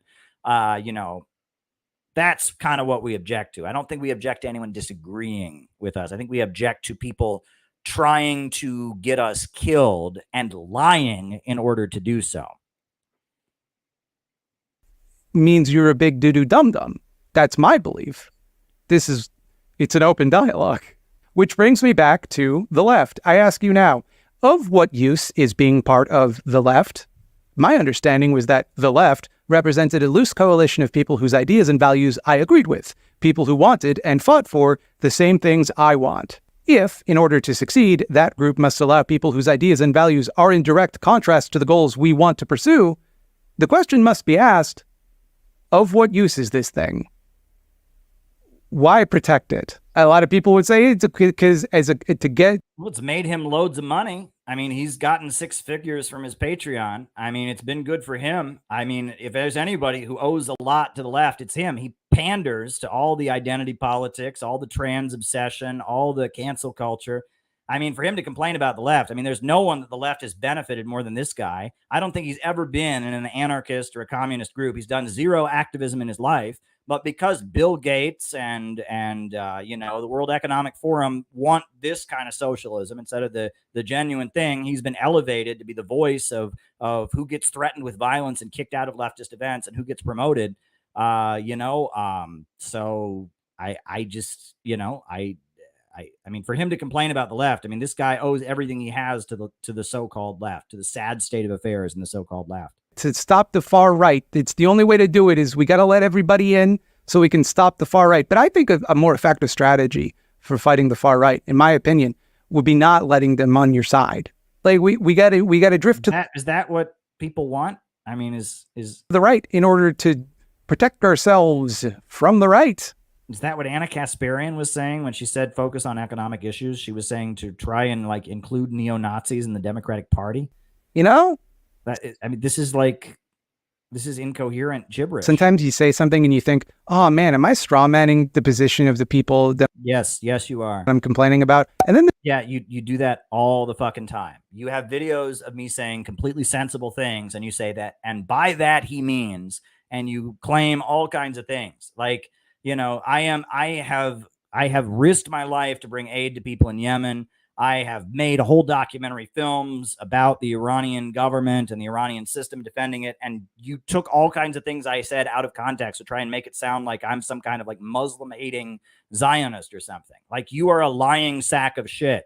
You lie about people. I have spent my whole life as an anti-racist, but because of your big platform, you have convinced all kinds of people who've never met me that I'm secretly in the Ku Klux Klan, you fucktard. Yes, you do straw man people. You do misrepresent people. And you do it on behalf of the rich and powerful. You character assassinate people because you're pro-war. They just fucking tweet it, you know? Then they just fucking tweet it. They just X it out to all of their followers on X. I just think that if we're trying to fight the far right, it would be helpful to not form consensus with them. I don't know. I mean, if you're trying to fight the far right, maybe you shouldn't, you know, declare anyone who disagrees with you as secretly being on their side. Maybe you should try to get like more people on your side to fight the far right instead of accusing everyone who doesn't go along with you of being secretly in the far right. On account of they want to kill a bunch of people and take away a bunch of human rights. And that really isn't. I mean, who wants to kill these people? I mean, are you talking about literal neo-Nazis now, or are you talking about like Trump voters? Like, what are you talking about? Who wants to kill a bunch of people? You know, the type of thing I want to compromise about. Like, there's really nothing that could make that compromise. Okay, so we really I'm curious here. Now, what is the difference between a Trump voter, between a Midwestern mom who is not sure she wants, you know, her kids to get taught about gay sex in school, and somebody who wants to set up gas chambers and kill all the Jews? There's some differences there, are there not? Right? There's somebody who likes Donald Trump, thinks he's a good president. Somebody else who maybe they're quite liberal, but they have some concerns about the trans thing. And then there's like a literal Nazi. You do realize like all those three people are distinctly different people with distinctly different views. No. They're all the same. They're all the far right, and they're all going to kill everybody. Like there are neo-Nazis in this world. Absolutely. But every single Trump supporter, every single conservative, everyone who doesn't jump on the trans bandwagon and cancel their family and cut off all their relatives ain't one. Worth it for me, you know? And so, like, if that divides the left, I can live with that. Divide it up, baby. Cut that baby down the middle. I don't care who the left's true mother is. I don't care. Fucking balkanize the left. Who gives a shit? This isn't team sports. I don't care about my team winning. You know, what I care about is the goals that I wish to pursue. And if we must abandon those goals in order for the left to win, then the left is a dead project, standing in the way of the things that I want. So, you know, in conclusion, be wary of anyone who tells you that by expressing your opinions, you have silenced theirs. That by advocating... No one says that. No one says that. When you lie about people and claim they're Nazis in order to try and destroy their lives, when you spread disinformation to justify the FBI cracking down on black revolutionaries, when you incite violence against people by falsely mislabeling them neo-Nazis in the hopes that someone will kill them or the government will lock them up, that is not them getting mad at you for disagreeing with them or trying to shut you down for speaking. There's a big difference between saying I disagree and here's my big platform and everyone who follows me, this person's a neo-Nazi and deserves to be beaten up and killed. Big difference there, you fucking liar. For solidarity, you are sowing division, that by disagreeing with them, you have somehow not allowed for the possibility of disagreement. It's not a matter of disagreeing. That they know better than you the rate of progress that other people are willing to accept. That they represent normal people, the silent majority, the default human opinion, while you are aberrant and strange. Your ideas are off-putting and impossible to communicate. Everyone. I mean, your ideas are off-putting, and this whole video has been a bunch of incoherent gibberish. I'm sure somebody somewhere thinks it's really like smart or something, right? But to most people, you sound like an incoherent lunatic. Everyone else, the normal people out there, like me, are too stupid to understand those ideas. It's not that they're stupid. I think that you are stupid. You are stupid in thinking that this is the kind of video that would speak to average people who are worried about World War III and the state of affairs in their country. I don't think ordinary people are the stupid thought slime, Skippy the Bear. I think that you are stupid. I think that you are very, very stupid. And in your stupidity, you're very useful to some very, very evil people. No, because I go out and I talk to people sometimes. And you're stupid if you think that people will understand your smart ideas. Basically, anybody who tells this video is not smart ideas, I'll tell you that much. You that the appropriate way to make progress is indistinguishable from the lazy, thoughtless positions of the reactionaries they claim to be the only ones. Yeah, that's what everyone's saying. You got to agree with white supremacists in order to, like, this is silly. Oh, he's almost done. He's the good part about that. That's a good job. That's part of coalition building. Oh shit! Did we just okay? All right, where are we going? Here we go. Civil comment section. All right, is he almost done here? Not allowed for the possibility of disagreement. That they know better than you the rate of progress that other people are willing to accept. That they represent normal people, the silent majority, the default human opinion, while you are aberrant and strange. Your ideas are off-putting and impossible to communicate. Everyone else, the normal people out there, like me, are too stupid to understand those ideas. I know, because I go out and I talk to people sometimes. And you're stupid if you think that people will understand your smart ideas. Basically, anybody who tells you that the appropriate way to make progress is indistinguishable from the lazy, thoughtless positions of the reactionaries they claim to be the only ones positioned to defeat. Thank you for watching my video. And also, just a guess, thank you for also having an extremely chill and... Yeah, so that was a bunch of brain rot. But you know what? That's what our tech overlords want us to see, right? They've banned Scott Ritter a bunch of times. They've silenced all kinds of people. They froze Gray Zone's accounts. They shut down RT America. But that is what we should be watching. That is the Bill Gates, Silicon Valley, Mark Zuckerberg, Joe Biden, Kamala Harris approved form of leftism. So if that is what you want to be, you're totally okay. The Justice Department will never raid your home and point guns in your face. The FBI will never knock on your door. You will never have your social media accounts banned. If you want to think like that, right? If you want to think like that, it's a great time to be one of the people who thinks like that. As our country gets poorer, as living standards drop, as we move toward a low-wage police state, it's a great time to think like old Skippy the Bear. So on that note, folks, and I have seen the Rumble rants that have come in. There's been a good number of them already. So names and locations. I will call you all out as I see you. Names and locations. Who's with us tonight? Names and locations. Who is with us? Names and locations. Who's with us tonight? We'll start doing the roll call. We got Cleveland Pirate Alex is with us. Welcome. Cleveland Pirate Alex. Welcome. All right. We got anyone on the Rockfin? We got anyone on the Rumble?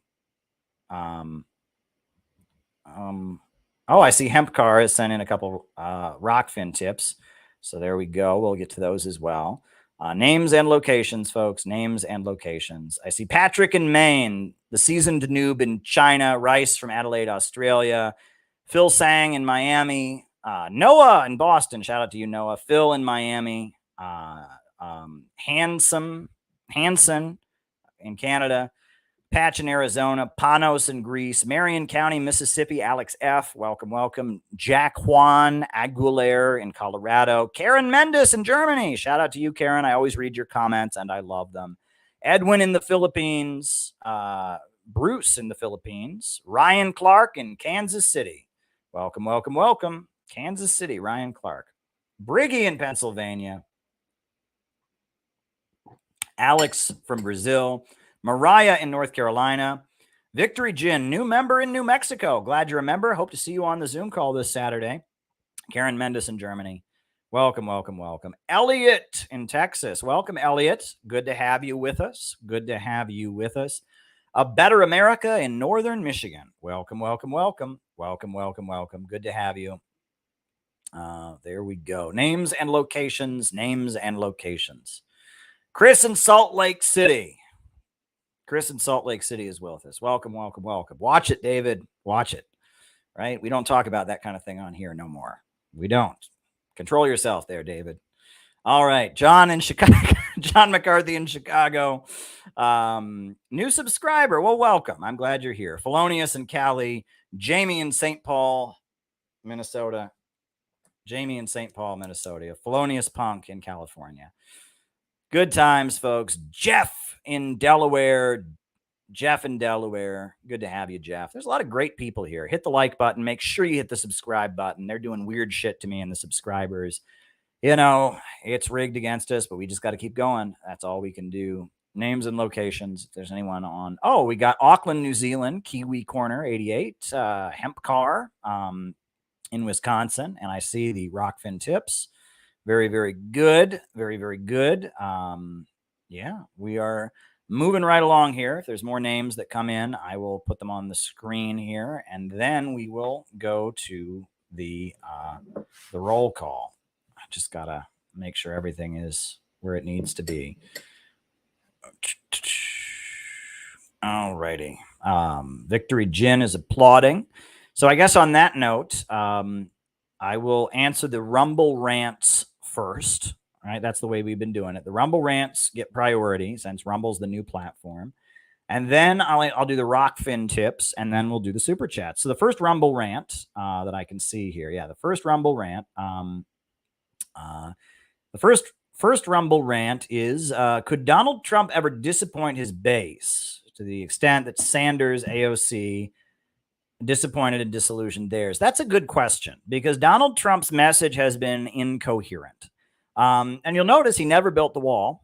Right? That was, I remember when he ran for president, he was going to build a giant wall between the United States and Mexico was going to pay for it. He did not build the wall, and Mexico did not pay for it. And his supporters are not disappointed. Now, I think that Donald Trump was a shitty president, but he doesn't care what I think, because I was never a Trump supporter. I was critical of Hillary Clinton. I must say I was not disappointed when Hillary Clinton lost, but I was certainly not thrilled about a lot of things Donald Trump said when he ran for president. So, I was never a Trump supporter. And when he murdered Qasem Soleimani and tried to escalate us into like a new world war with Iran, when he pandered to Israel endlessly, he did a lot of bad things as president. So, I'm not thrilled with Donald Trump as a president. So, but I feel like, Jenny Lynn is saying the warp speed vaccine thing, Epstein killed himself. There you go. There you go. Noah is reminding people that Donald Trump did indeed call me his favorite reporter. That is true. I am Donald Trump's favorite reporter. We have the video. It is on video. He can never take back that he said it. Never take back that he said it. So there you go. All right. And then we have the next super chat question. This is Mariah. This guy doesn't make any sense. It's like listening to a woke stream of consciousness, a constant state of confusion and distraction. Sadly, this is the majority of leftist Twitter. Well, I would agree with you, Mariah. That was an incoherent, crazy video. But, hey, it gave us something to react to. I bet you anything, because he seems so fixated on me. He couldn't even spend that video without talking about me. He had to throw in all these little things about LaRouche and all this stuff into the video. That makes me think that after I post this, he's going to like cut a bunch of this out and try to say that I'm, advocating genocide of trans people, or, want to gas all people who are born without all 10 toes or something like that. He's just a lying sack of shit, and he has a huge platform, and he's promoted by Silicon Valley, and he targets pro-Russia anti-imperialists and calls them Nazis. And he promotes this crazy conspiracy theory that everyone who doesn't agree with his brand of, I guess it's not leftism now. What is it? Identity politics, trans obsession. Everyone who agrees with that, you saw, is part of the neo-Nazi third position infiltration, right? So I assume he'll attack me on this video again. I have been so viciously attacked at this point. Like, what else can they do, right? I mean, they're calling me. I have been called every dirty name at this point. I have been attacked on deeply personal levels that have been deeply painful, and it's just like, bring it on, motherfuckers. Bring it on. You know what I mean? Bring it on. So there we go. Yeah, he's a sad kind of person. So there you go. Thoughts on the Fukushima issue? China and North Korea were involved. It's relevant because I would rather drink gallons of those radioactive water any days than watching bread too. Well, there you go. Yeah. So what I've said about that, and so for those of you who don't know, Japan is starting to dump water that is potentially radioactive from the Fukushima nuclear disaster into the regular ocean. And China has raised this as a big concern. Now, some people that are very big supporters of nuclear power, they insist this isn't dangerous. China and North Korea both say they're very concerned about it. And you have to admit that if the shoe was on the other foot, if China was dumping a bunch of water that was potentially radioactive into the ocean, we would never hear the end of it. I don't know enough about the science. I have done videos where I've interviewed people that are nuclear activists that are very concerned about it. However, I've also spoken with people like Peter Coffin and Fox Green, and they tell me that, no, China's got the science wrong here. This is part of the anti-nuclear power thing. I just don't know enough about it, right? My good friend Sophie from Virginia, small town voice, she is very concerned about it. The main thing I take from this, because I am not a scientist, is that it's a double standard. They will go after environmental stuff. They'll go after China for anything they can get their hands on, anything they can make a noise about the environmental thing, they'll go after China with. But Japan gets a free pass. It's not fair. So that's all I can say about it. I do not know enough about nuclear power and the science behind it. I do know that the idea that nuclear power is unsafe, that it's inherently dangerous, that's bullshit, right? Now, obviously, Fukushima happened. Obviously, Chernobyl happened, 3 Mile Island, but things have really improved. And in terms of environmentalism, nuclear power is a pretty safe way of doing things. And that the main thrust against nuclear power is coming from big oil companies. That's because fossil fuels are just amazing.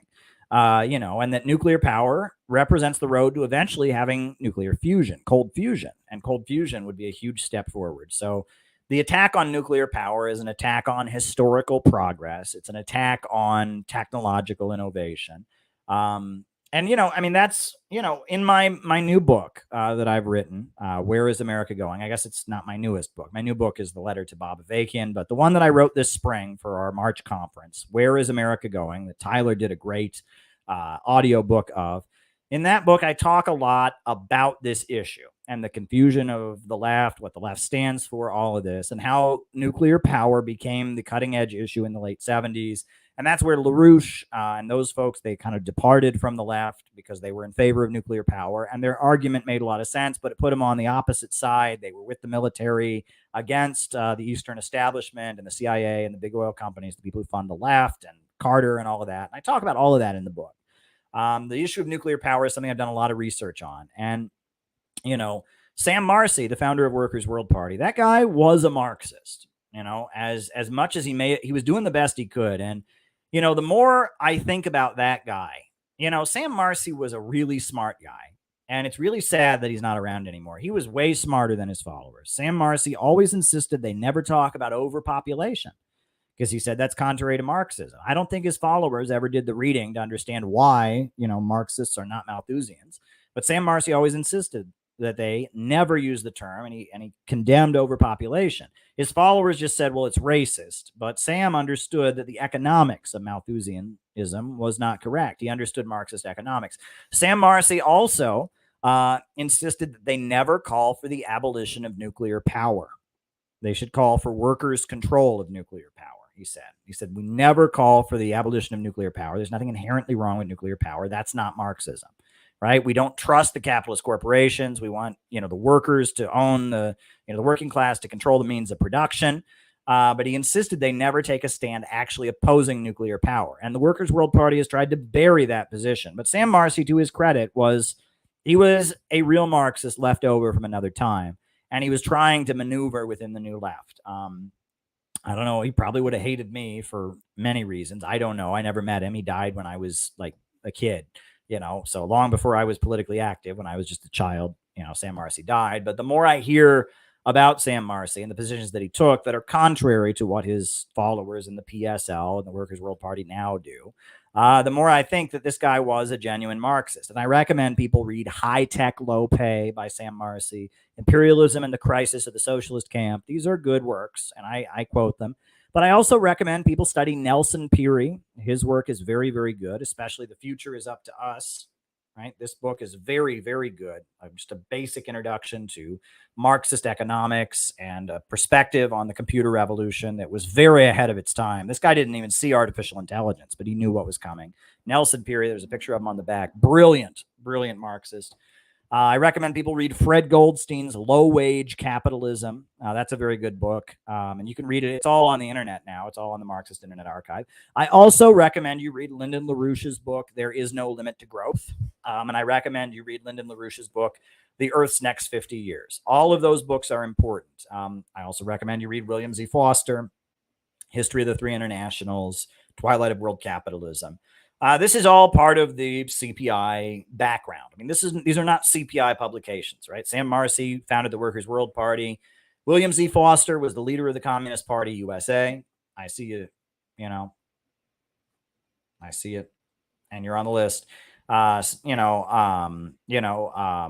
Z. Foster was the leader of the Communist Party USA, and Gus Hall and Nelson Peary was the leader of the Communist Labor Party, eventually dissolved to become the League of Revolutionaries for a New America. And Lyndon LaRouche started the LaRouche movement, eventually denounced Marxism and adopted like what they call the American system theory. I draw from all of them, right? My worldview that I have developed, which is the CPI perspective, which I put forward in our books and all that, is a mishmash, right? It's eclectic, right? And at this point, it includes a lot of Christianity as well. It's an eclectic worldview that we're developing because we're trying to find a coherent system of thought and analysis to work in our time. And my book, Where is America Going, has moved a lot of people. The link is down below. You can read it. Where is America Going? No one talks the way I do, right? I mean, it's four chapters, right? 4 chapters. Boom, boom, boom, right? And it gives a perspective on where the country is going, what we need to do. That is unique. It understands the problems of capitalism, overproduction, holding back growth, etc.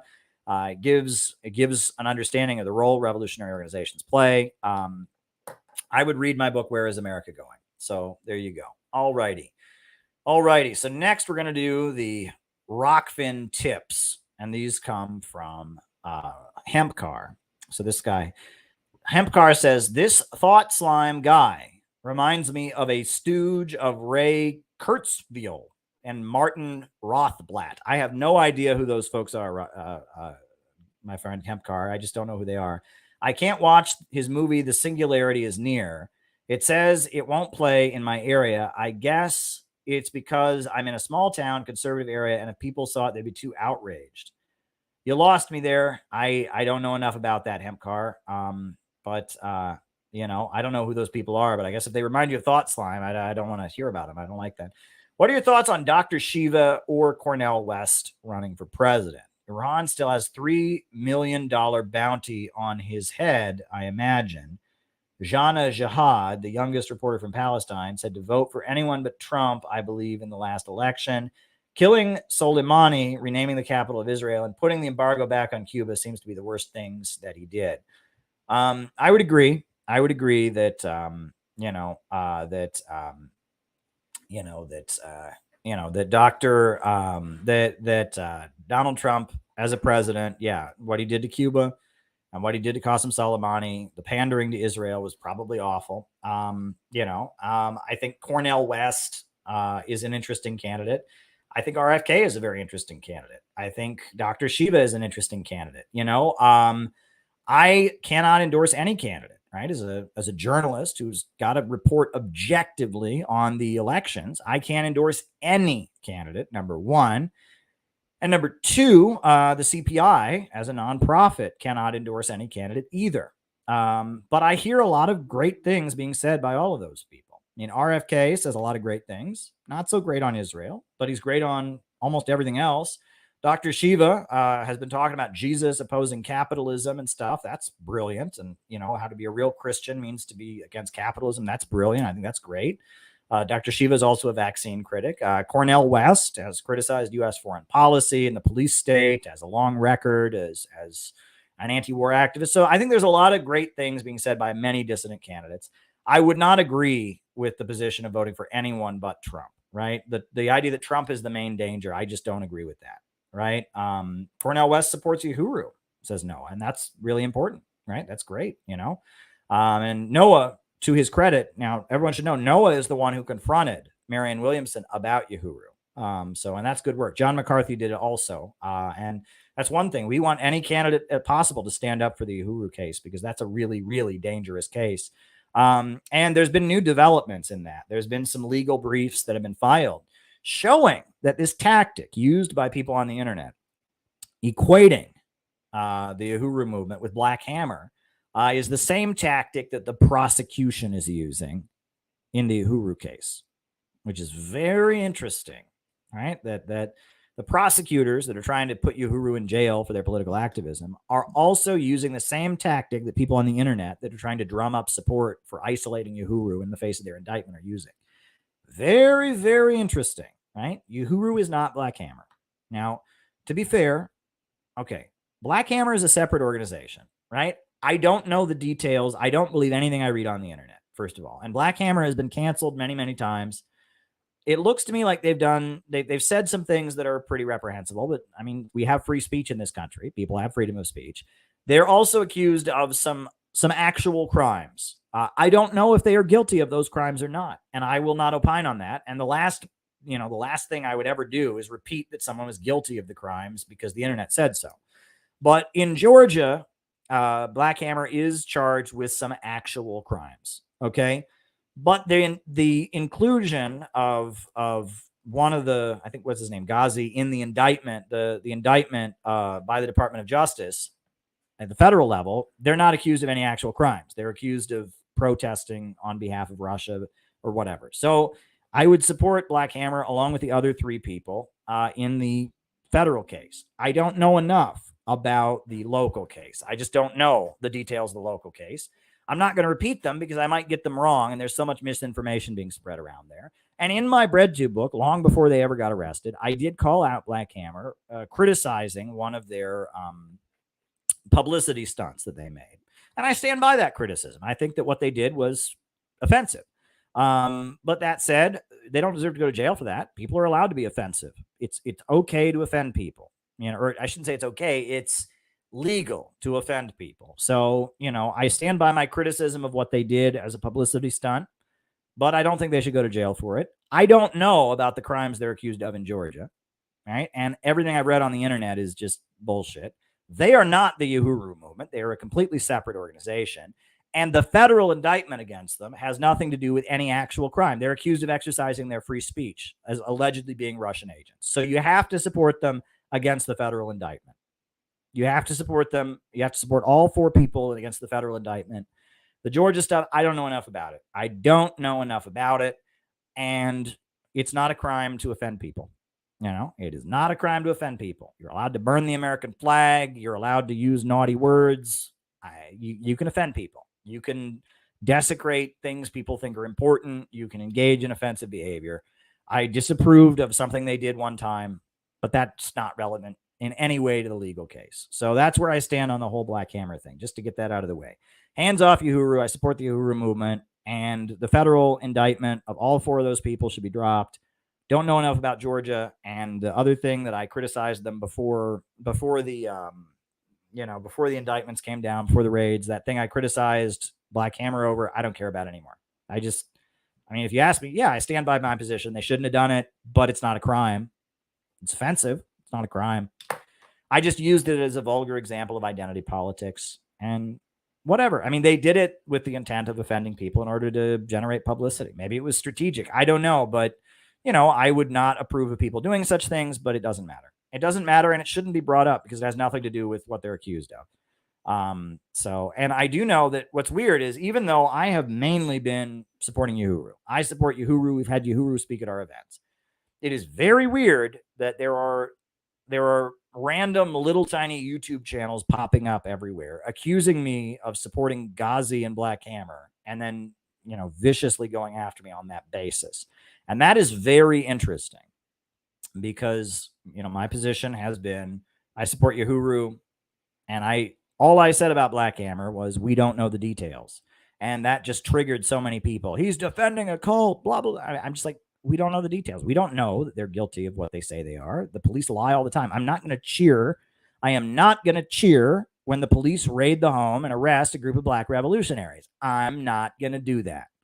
And it sickened me. It sickened me to my bones to hear that there was a raid on a group of Black revolutionary activists,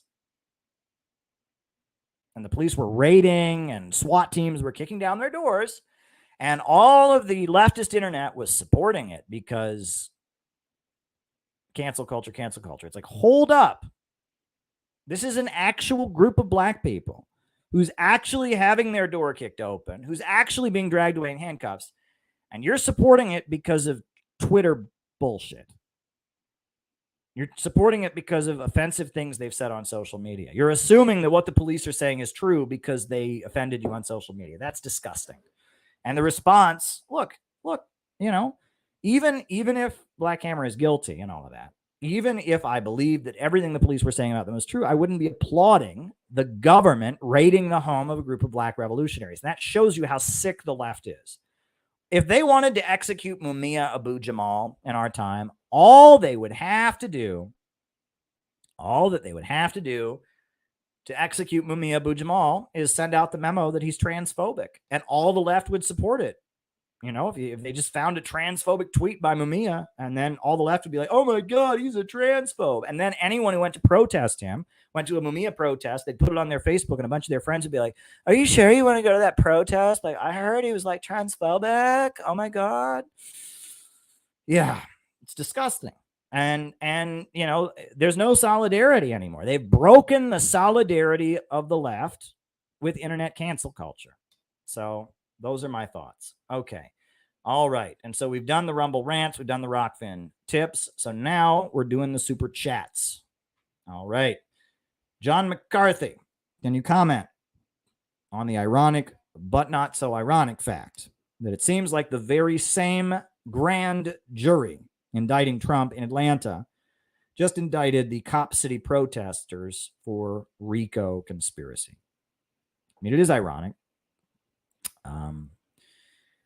There's an old saying among attorneys that a grand jury will indict a ham sandwich if the prosecutor tells them to. Very rarely do grand juries not indict. If the prosecutor wants somebody indicted, they get indicted. Grand juries, the bar is so low for them to issue an indictment. It's extremely low. All that has to happen before a grand jury is a prosecutor has to get up and say, hey, I want this person to be charged. I think they might be guilty of a crime. And very, very rarely do grand juries not do it. And if a grand jury doesn't indict somebody, it's usually because the prosecutor doesn't really want to prosecute the crime, right? It's because the prosecutor his heart really isn't in it. And he gets up and he says, well, there might be something here, guys. What do you think? And then they're like, no, okay, no. But, they're almost always grand juries bring charges. That's what you have to remember, especially at the federal level. Now, the Cop City thing, I haven't followed it. And the reason I haven't followed it is because it seems like the people who do follow it are not people on our side.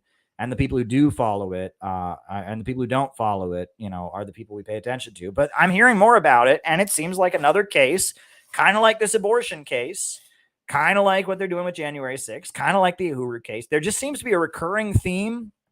They're trying to make it so they can arrest anyone for protesting at any time, right? And if you haven't noticed that, you're not paying attention. They are trying to set all kinds of insane legal precedent right now. It says they can arrest anybody for protesting, right? The Uhuru movement, all they're charged with doing is that they protested around Ukraine.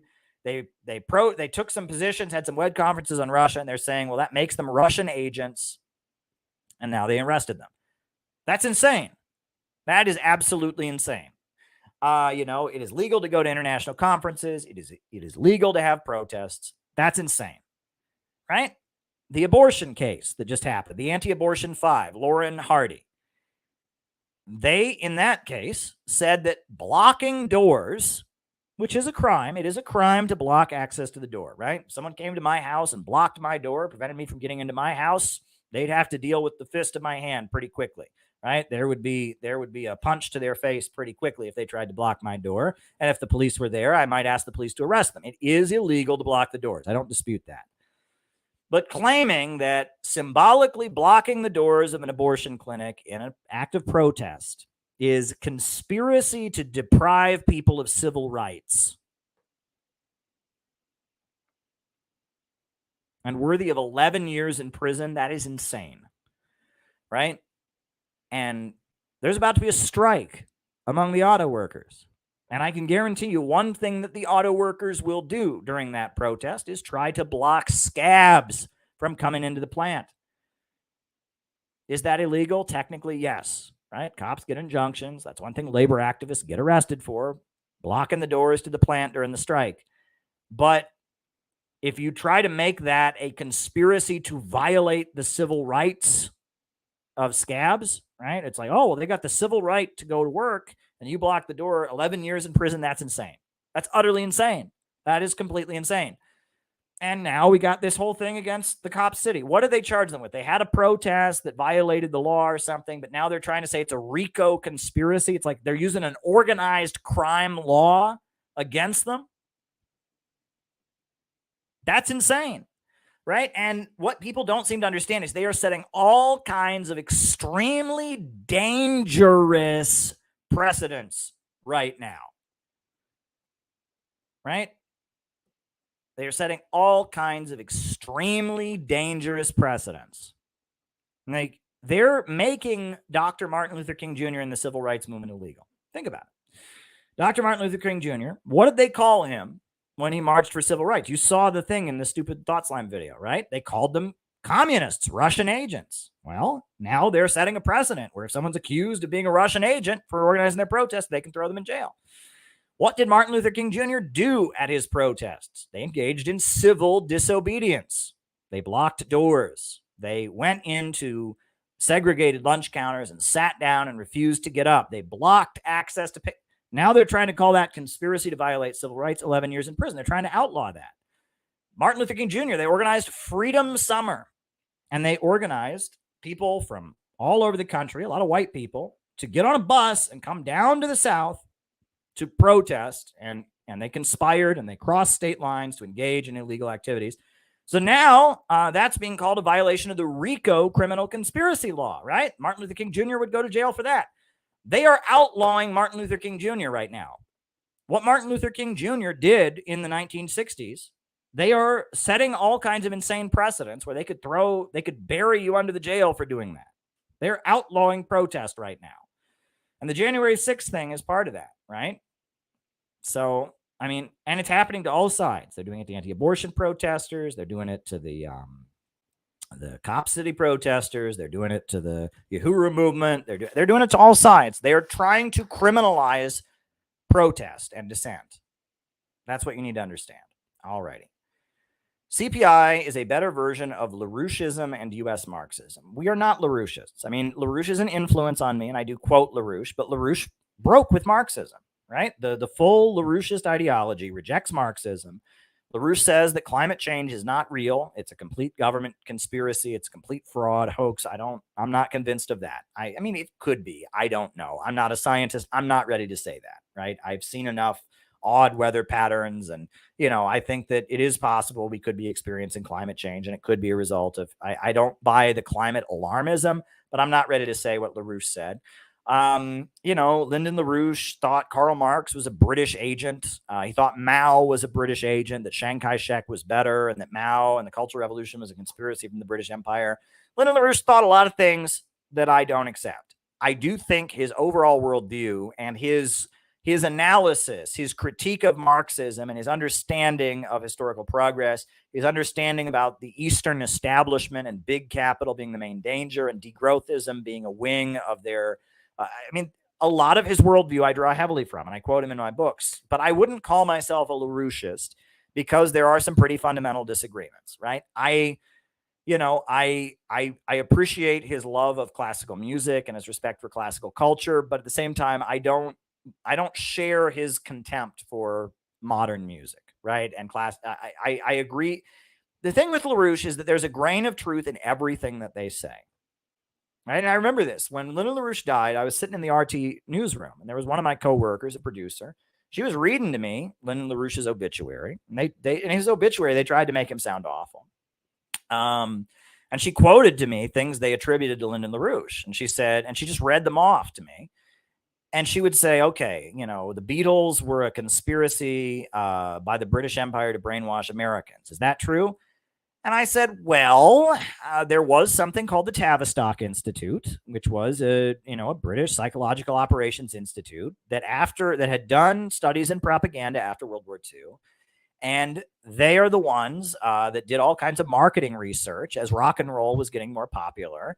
And they went and studied, the tent revival music and the Pentecostal music. And they developed they kind of made what made rock and roll so exciting as music. They made it more potent. And there is evidence to show that there was a lot of marketing research developed by the British to try and cultivate rock and roll music to be much more hypnotic and much more, have much more of a hypnotic effect on people because they thought it was more marketable that way. And that's why they had the British invasion. And the Tavistock Institute, which was, was like a psychological research center that had done work with intelligence, but was also doing work with private companies, developed the sound of 60s rock and roll, that classic rock sound that you get from the Beatles, Rolling Stones, Herman's Hermits, Jimi Hendrix. That was a sound that didn't just come from nowhere. There was regular rock and roll in the United States, Elvis Presley and Buddy Holly, and that in Britain, marketing researchers were trying to find out what made rock and roll so good, and they did a lot of psychological research, and they threw together like rock, the Beatles and all of that. It was the result of marketing research. Well, is that exactly what the LaRouche people say? Or they say, well, it was a big conspiracy to brainwash Americans? No, but it's a really interesting story, actually. There really is a Tavistock Institute. They really did marketing research. There's a guy named William Sargent who wrote a book called The Mind Possessed, which was all about, the hypnotic impact of music. There's a whole fascinating story there. Right. So what LaRouche says, like on the surface, it sounds crazy, but if you actually dig into it, there's a really fascinating story there. Another thing they said, that the Queen of England is a drug dealer. Now, is the Queen of England literally a drug dealer? Right? Was the Queen of England, she was going out on the weekends and, busting a cap in some bitches' asses and, handing people little white powder and getting, big wads of cash, and obviously not. But is the use of drugs as a mechanism of social control, an aspect of what the British Empire has done? Absolutely. Right. And China was subdued with the heroin trade and the opium, trade, and, they imported drugs everywhere as a mechanisms of controlling people. Absolutely. Right. And the opium wars, for Christ's sakes. And that now the CIA has kind of taken over what the British used to do and control people with the use of narcotics. That's true, right? So, and it's like every weird thing they throw out that LaRouche says, it sounds kind of crazy. If you dig into it, there's a really complicated, interesting story. There's a really complicated, interesting story there that no one else knows, right? And this is, I will say this, right? And this is no offense if there's anyone watching who's the LaRouche person. The problem is, and this is a problem, I am guilty of this too, right? Everyone is guilty of this to some degree or other, but everyone who's not mainstream has this problem, right? And it's something I struggle with. It's something all of us struggle with. Is if you know something, if you know that something is true, right? If you know in your bones that something is true, and society at large doesn't acknowledge it, that's very frustrating. That's very infuriating. I discovered at a young age that communism works, and that I was lied to about that. And it was infuriating for me. And so, but when you discover that something is absolutely true, and that mainstream media and society just won't acknowledge that, the danger is that you then inflate that truth, disproportionately. And for a long time, I did that, right? And I think the example of that I'm guilty of is that when I discovered that the Soviet Union did have economic growth and did have success, right? And that I'd been lied to, and they told me that communism failed everywhere it's ever been tried, it never worked anywhere.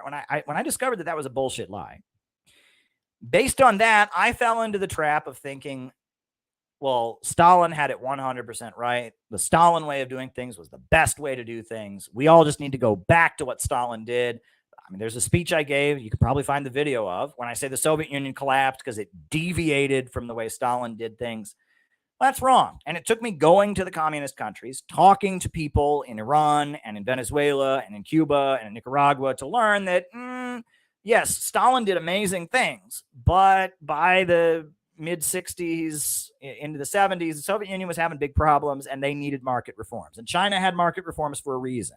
And I fell into the trap of just because I realized that one thing was true, I kind of blew it out of proportion. And for a long time, I was a hardline ML. I was just of the belief that we don't need market reforms, that hardline Marxism, Leninism is the most pure form of communism, and that, and that if we just stick to that, everything will be perfect. No, that's not true.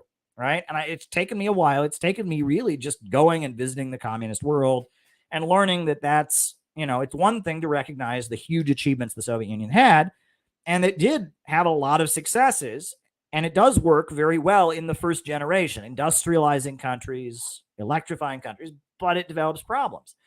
And it took me a long time to realize that in my outrage about society telling me that communism never worked anywhere, I oversimplified things. Right? And it's much more complicated than that. Yes, communism does work, and it has been very successful. But there's a reason that China adopted market reforms, Vietnam adopted market reforms, Cuba's adopted market reforms. But it's more complicated than that. And that's usually how the world is, right? And what I see in LaRouche is that LaRouche knows that Beatles music is not just the natural development of rock and roll. It ain't. It's actually something that was dreamed up in a laboratory involving psychological research, right? That's true. Does that therefore mean that all rock and roll music is satanic mind control and you can only listen to classical music? No, but I can see why you would think that, right? If you're going around and telling people the origin story of modern rock and roll music and everyone just says, that's a crazy conspiracy theory. And you're like, no, I can prove it. Here's The Mind Possessed by William Sargent. Here's the Tavistock, and they say, shut up. That's, if you can prove it, if you can prove it and no one listens to you, I can see how you would then fall into the trap. All right. They would misquote and misframe things LaRouche said to falsely paint him as crazy. And then his people would double down on crazy because they didn't want to look weak. That's a good way of putting it. I believe that, John. I mean, you know better than I do. You know way better than I do. But I mean, it sounds right? And it sounds like LaRouche, he knew a lot of things, and he had in-depth knowledge and understanding of things. He was a leftist. He was a Trotskyite leftist who, when the hippie counterculture new left thing started going, he said, this stinks. This stinks. I don't want anything to do with this. And so he got canceled. They all declared him a Nazi, and, and he started teaching classes and saying, no, guys, this new left stuff, this is bad. Marxism is not anti-growth. This drugs and rock and roll, this is not what being a leftist is about.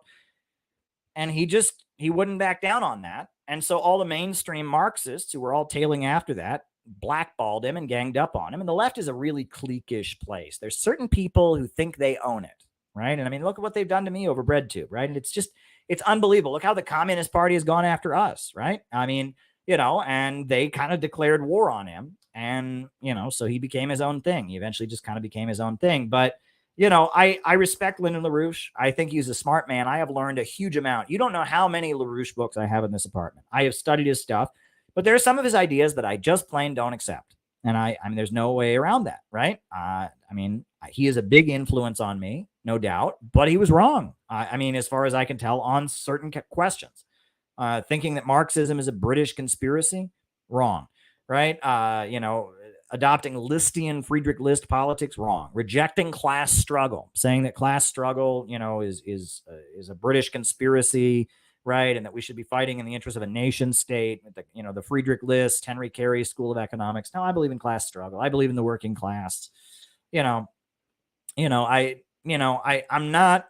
never gone full LaRouche. I never have. Daniel, I consider him to be a friend of mine, and I consider the LaRouche people to be good people that are doing great work, and they are on the front lines. I mean, they're opposing World War III. They've organized demonstrations. They're raising the alarm about the Belt and Road and all of that, and I wish them the best, and I think that they're good people doing good work.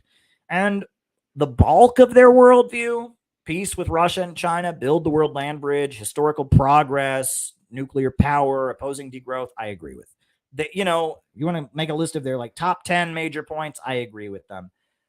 But I will never, and I never will. I mean, and I've had all the time in the world. I've known them for a long time, long before Haas ever met him. I met him. I was hanging out with Daniel, and I've spent a lot of time. I've been to Daniel's house before, and I know them, right? And if I was ever going to become a full LaRouche person, I would have done it. I'm not going to do it, right? There are just certain things about their worldview I will never adopt, And, I wish them well. I would happily attend a protest that they were at or that they organized, and, I wish them well. But that's not our group. CPI is separate, and we are not a LaRoucheist organization. We are not a LaRoucheist organization. LaRouche has been an influence on our thought, I would say. And I don't discourage anyone from engaging with LaRouchean ideas, but we're not LaRoucheists, and we never will be. Right. And the LaRouche people also themselves, they don't say that there is a LaRoucheism. So they reject the notion of that. So there you go. LOL. Your humor is on point and getting funnier every stream. Bill Gates thinks we should be watching loser comedy by freaks, not useful materialist Marxist material. You're right about that. Well, thank you, Felonius. I'm glad you're appreciating my humor. Right. I never intended to be a comedian. But maybe there is a part of me that is humorous. I don't know. Maybe I have a funny side. Comedians, I have watched stand-up comedians because they're brilliant orators. It is the height of oratory. You think being a preacher is hard, being a politician is hard, being a university lecturer is hard. Try being a stand-up comedian. Stand-up comedians, they have to deliver that joke exactly right. They have to have the timing right, or it doesn't work. A good stand-up comedian is probably better than a good politician, better than a good pastor, better than a good university lecturer. A good stand-up comedian, that is an excellent orator, right? And so if you want to learn the art of public speaking, watch stand-up comedians. They know how to handle a crowd. They know how to interact with their crowd. They know how to deliver their words. And you can bet stand-up comedians, they have practiced like crazy. One thing that stand-up comedians do is that they warm up. Have you ever heard this? Backstage, they have a couple of their friends backstage, and they start telling jokes to their friends backstage, so that by the time they go on stage, they're at the top of their game, which I think is fascinating, right? But they warm up. It's almost like an athlete, how they stretch before their game and do a little bit of exercises to get their body going. That's one thing that comedians will do. They'll be backstage, and before they go on stage, they start telling jokes to their friends. They start telling jokes to their friends. They get themselves in that joke telling mania at the top of their game, and then they walk out on the stage and do it for the audience. Fascinating, right? You have to know. Public speaking is all about knowing yourself. You have to know how to control yourself, how to control your own emotions, etc. Right? That is an art, right? And I've read a lot of books about public speaking. I've studied public speaking, and I work hard on it. Right? I would like to be a better public speaker. I love public speaking. When I hear a good speaker, it is amazing. I listen to pastors all day long. I listen to politicians all day long. I love public speaking, right? It is something I study and I'm fascinated by. And I got to tell you, a good comedian is an amazing public speaker. It is an amazing public speaker. So there you go. There you go. All right. Caleb, you're not respecting the glasses. They give him power. I mean, there you go. They give him power. I mean, who can argue with that, right? Magic glasses. Are they kind of like the seer stones that Joseph Smith had when he read the golden plates or whatever? I don't know. No offense to any Mormons that are watching. I shouldn't have said that. That was probably insensitive and rude to the Mormon tradition. So I do apologize to any Mormons, but I don't know. I don't know about the glasses giving him power. It's like Harry Potter, maybe. I don't know. All right. If America was socialist and had a 5-year economic plan, where would you start? High-speed railway would be a first.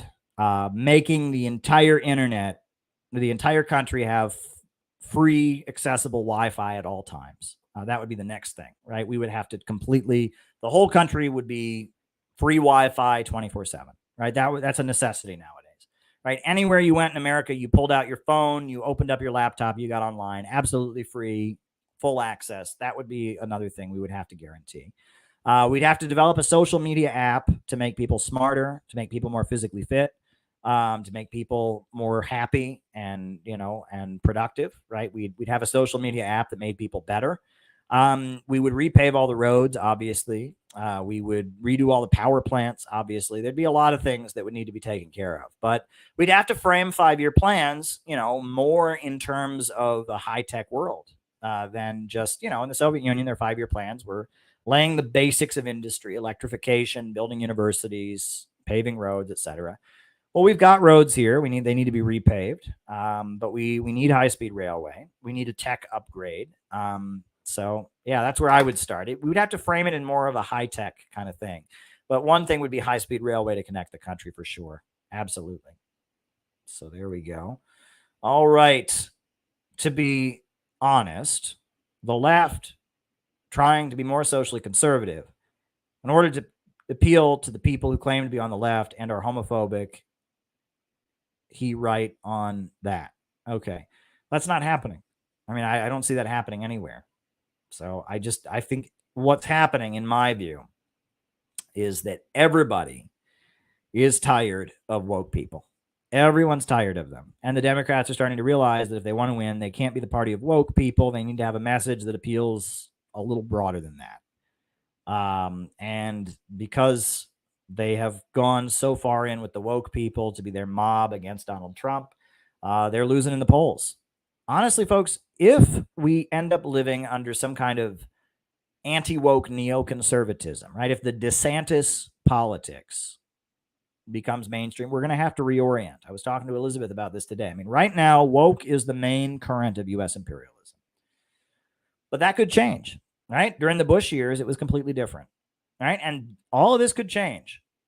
So we have to be ready to turn on a dime and spin in a completely different direction. Here, I'll put this on for you because you guys need to hear this song. Right? I've spent a lot of time thinking about this. I was in a Maoist, or I was around a Maoist group for a while, and then I became a Trotskyite, and it took me a long time to, within the Marxist Trotskyism to undo that. And I want to put this song on for you. This is one of those, this is like a Trotskyite satire song from the 1930s. I'm going to put it on. Just let me download the video for you real quick. And this is important, what I'm about to say here, what I'm about to play for you. I'm going to play you this Trotskyite satire song, right? And it points to something that Trotskyites say a lot, that if you really understand it, points to something that you have to understand, right? And that people, it's a weird thing about being a communist, and it's something that a lot of people point to about communists and say, well, this proves that communists are fakes or they're phonies. No, doesn't prove that.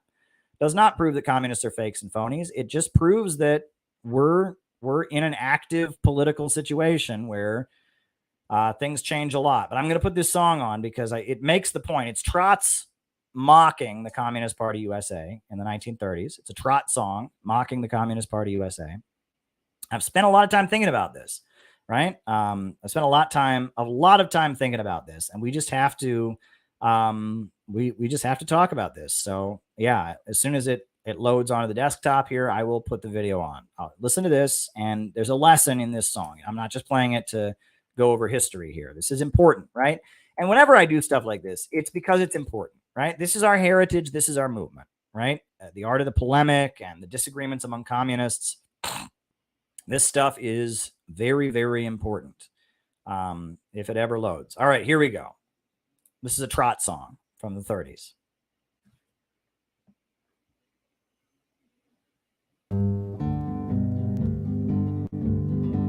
United fronts are what we love. Our lines been changed again. From below and from above, our lines been changed again.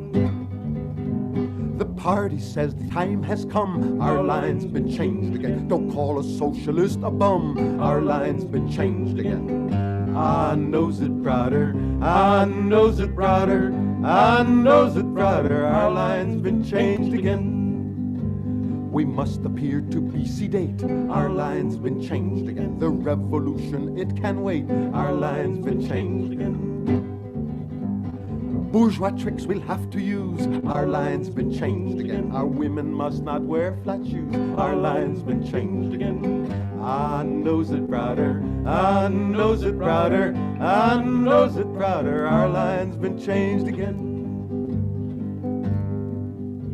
We're now a party with finesse. Our line's been changed again. When bourgeois groups will coalesce, our line's been changed again. Concerning war, we'll have to hedge. Our line's been changed again. We've disavowed the Oxford Pledge. Our line's been changed again. I knows it, brother. I knows it, brother. I knows it, brother. Our line's been changed again. We're simply communist devout. Our line's been changed again. We're not sure what it's all about. Our line's been changed again. Kaleidoscopic, what I mean. Our line's been changed again. Now we're red and now we're green. Our line's been changed again. I knows it, brother. I knows it, brother. I knows it, brother. Our line's been changed again. Yeah, that is the classic Trotskyite criticism of the Communist Party USA, of the Communist International, is they zig and they zag. They go one way, they go another way. They're constantly changing their position. Our line's been changed again. It's like they have no real principles. They have no real thing they stand for. They just do whatever the Soviet Union says. Catchy tune. That, well, actually, it's funny. I remember that song from when I was a kid. We used to sing it at church camp. We used to sing the Christian version of it, right? What was it? We used to sing when I was a kid at church camp. What is it? The Lord decided to make a man. What is it? The Lord decided to make a man. Them bones gonna rise again. Took a little water and he took a little sand. Them bones gonna rise again. I knows it, indeed, I knows it, brother, I knows it, them bones gonna rise again. That was like a Christian, like, kids song that I remember from when I was a kid. And when I heard this, that's, it's like people singing it like Boy Scouts camps and stuff. It's like a story about the Adam and Eve, right? He put them in a garden fair, them bones gonna rise again. Anyway, it's an old Christian song, actually, but they rewrote it to be about communism. And they're pointing to the fact that the Soviet Union, right? First, their position was to build a united front with the Social Democrats. Then their position was to oppose the Social Democrats and call them social fascists and build a united front from below. And then their position was to build the Popular Front against fascism. And then their position was to promote bourgeois pacifism and oppose World War II. And then their position was to support World War II. Well, yeah, that's what being a communist is like. We zig and we zag. Our positions, our tactics constantly change. Lenin said that if the situation changes in 24 hours, the tactics must also change. And look, if wokeism goes out of fascism and some kind of anti-woke neocon, if the politics of Nikki Haley and Ron DeSantis become the ruling party, we're going to have to reorient tactically, and we're going to have to make different alliances and we're going to have to talk differently. And that doesn't mean we're frauds and phonies. It means that our job is to be the opposition to imperialism. Our job is to try and mobilize the working class, right? And that what Trotskyism is frozen in time. Trotsky is like, oh, exactly what Lenin did at the time of the Bolshevik Revolution is what you should do under all circumstances. And so Trotskyism is frozen in time, right? And ever since Stalin came in, it went to hell. But the actual needs of the living struggle constantly change. Sometimes it's necessary to fight against fake socialists. Other times it's necessary to unify the left to fight fascism. Other times it's necessary to prop up, sections of the ruling class. There are different situations that require different tactics. And if you're a serious revolutionary organization, the line that you take one day might not be the line you take tomorrow. Right? Look at these live streams. If you look at the way I go back to live stream 100, and this is live stream like 583. We talk very differently, right? Because the situation has changed. The situation has changed. And that's an important thing. And Trots like to mock that, but it's an important aspect. It's an important aspect of being a communist. An important aspect of being a communist is that, the line does change. The positions, they change. The beliefs, the beliefs stay the same. We're supporting socialist countries. We're opposing the imperialists. We're trying to fight for the working class. But how we do it and how we orient toward different sections of the left and the rhetoric that we use and who we seek alliances with, this is going to change. It is going to change in different circumstances. And it took me I learned the Trotskyite critique. And then after a while, I realized that Trotskyite critique was bullshit, right? It was a bullshit critique. So there you go. The CPUSA defense of the Scottsboro Boys in the Jim Crow South was one of the most amazing things the Communist Party did. They defended a group of black men who were basically all accused of rape because they were on a train car. They were on a train car. A white prostitute walked into the train car. She didn't even have sex with anybody. And they accused all these black men of rape, and they were going to give them the death penalty. And the Communist Party provided them lawyers, and eventually they got to be freed. It was a really big deal in the Jim Crow South. It was a really, really big deal. A very, very famous case. And the Scottsboro Nine, or the Scottsboro Boys. People say that boy, you should never call any black person boy. So people say the Scottsboro Nine at this time. But they said boys back in the day, but now you don't say that now because that's considered racially offensive. But back in the day, they were called the Scottsboro Boys. Now we say the Scottsboro Nine. But it was one of the main cases that the Communist Party organized around during the 1930s. And it's a huge, important case, for fighting for the rights of black people, highlighting how unfair the courts were. Angelo Herndon was another political figure, a black revolutionary. He was sentenced to death for urging black people to revolt. And he was eventually had his conviction overturned by the Supreme Court in 1937. And his book, by the way, You Cannot Kill the Working Class, one of the most moving texts I've ever read. Beautiful, beautiful explanation of the Communist Party's position, how it handled the race question during those years. Really amazing stuff. Really, really amazing stuff. Go and read You Cannot Kill the Working Class. Oh, and since I mentioned that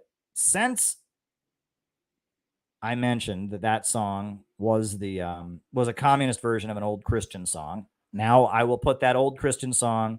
I'll put that on for you now. Since we play music on these streams, it's like a thing we do, right? I'll put on Them Bones Gonna Rise Again. I'll put that on for you now. If the video will load. So maybe not. But yeah, it was hard to find it. But this is Dem Bones Gonna Rise Again.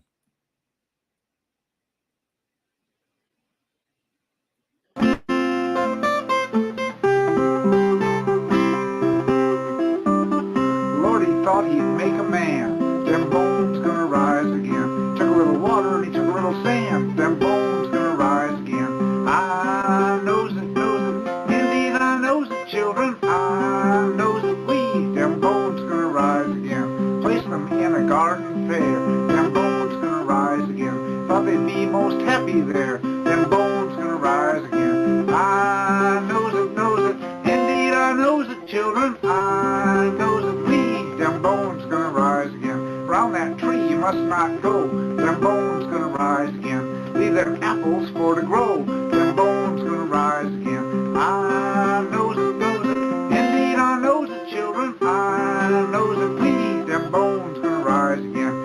that tree the devil swung. Them bones gonna rise again. At Miss Eve, this eye he won. Them bones gonna rise again. I knows it, knows it.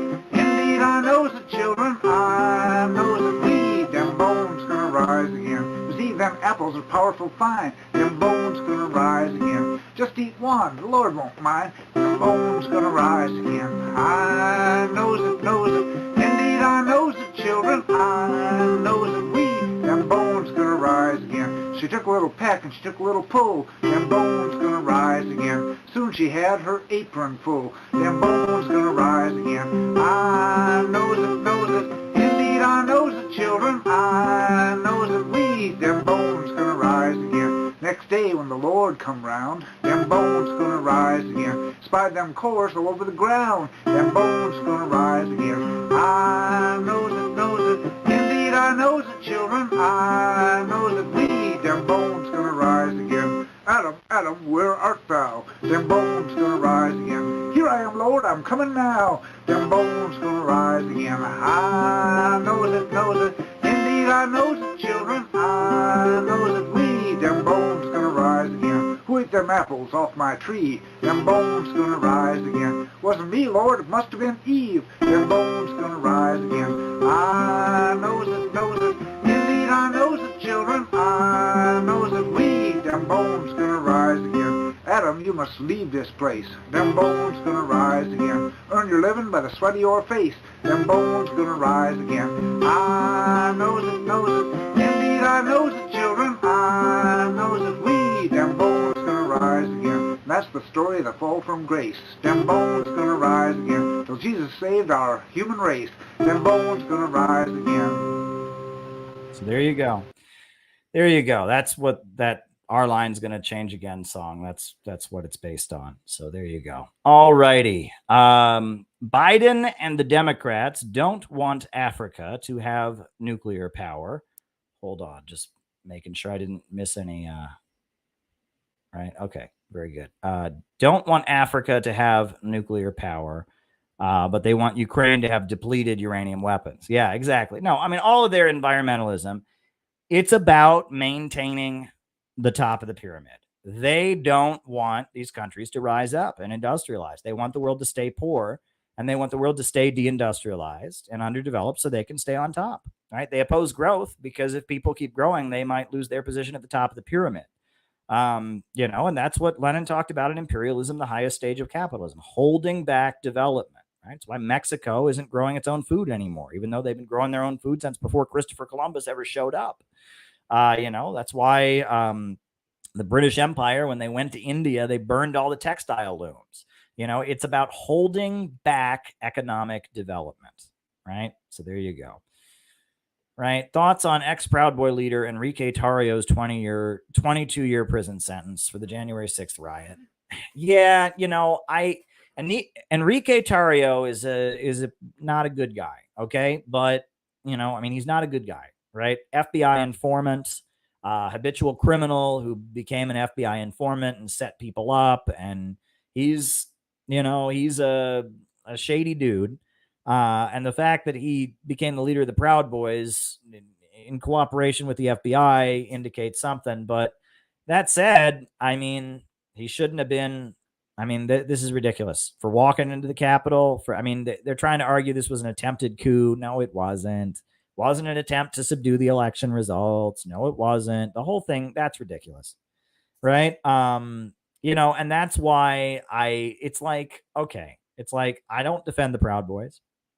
I don't defend even necessarily what people did on January 6th. You can't just have people, walking into government buildings necessarily. But, the idea, it's a disproportionate response because the Democrats want to talk about January 6th nonstop, and they want to use that issue to make us all afraid of Trump so that they can just continue to have the power and lead us into wars and not deliver.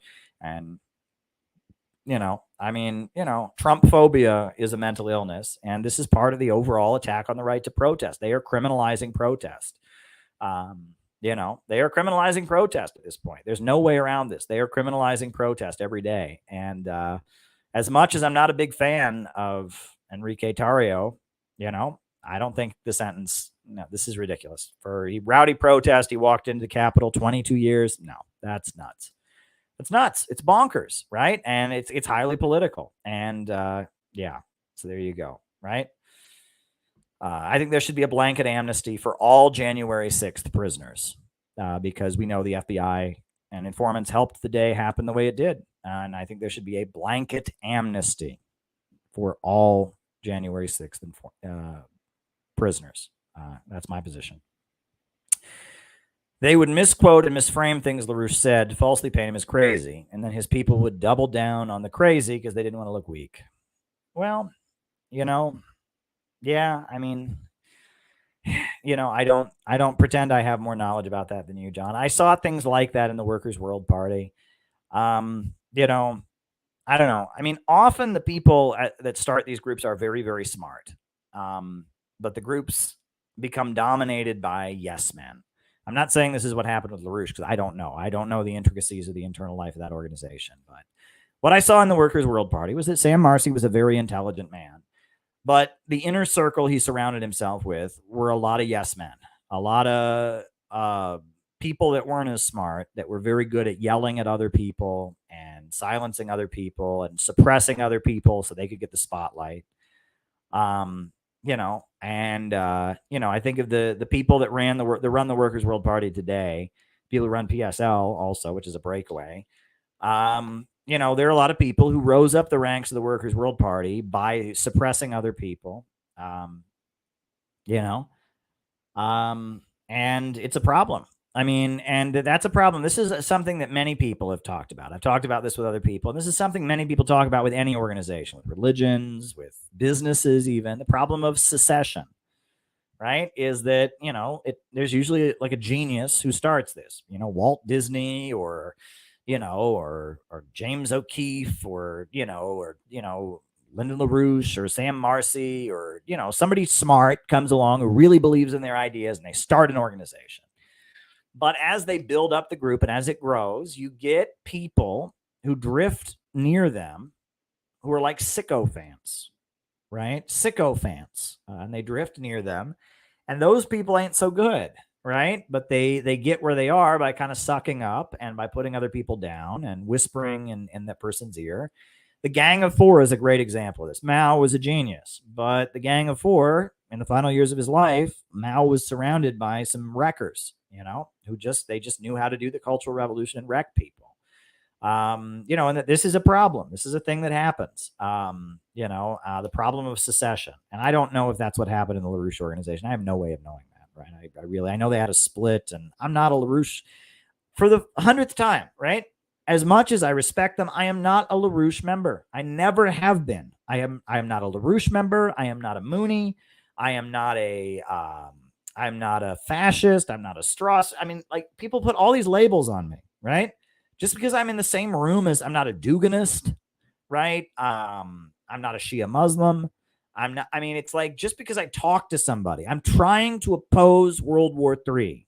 I'm going to go to a lot of different rooms and befriend and try to find common ground with a lot of different people. That does not mean I adopt all of their ideas, right? And it does not make me an agent of any of them. It does not mean, I will try to learn from these various people's ideas and what has made them successful. But at the end of the day, I'm loyal to the Center for Political Innovation. And if you want to know what I believe, read what I write. Watch my streams. That's what I believe. Don't try to find out what I believe by reading what somebody else wrote.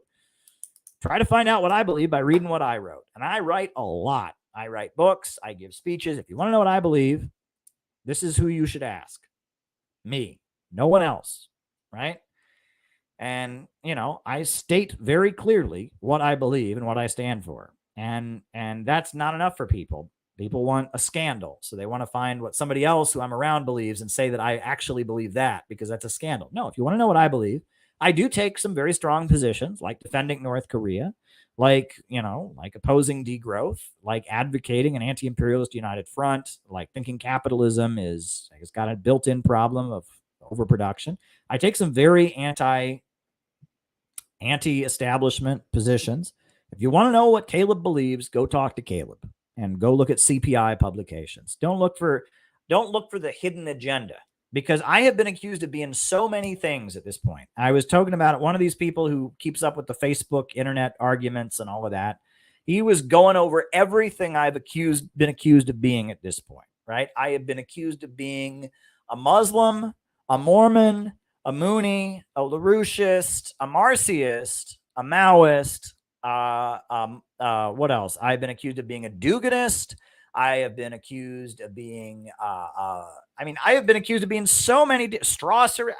It's like, if you want to know what I believe, all you got to do is listen to these streams, listen to my speeches, listen to the classes I give, or better yet,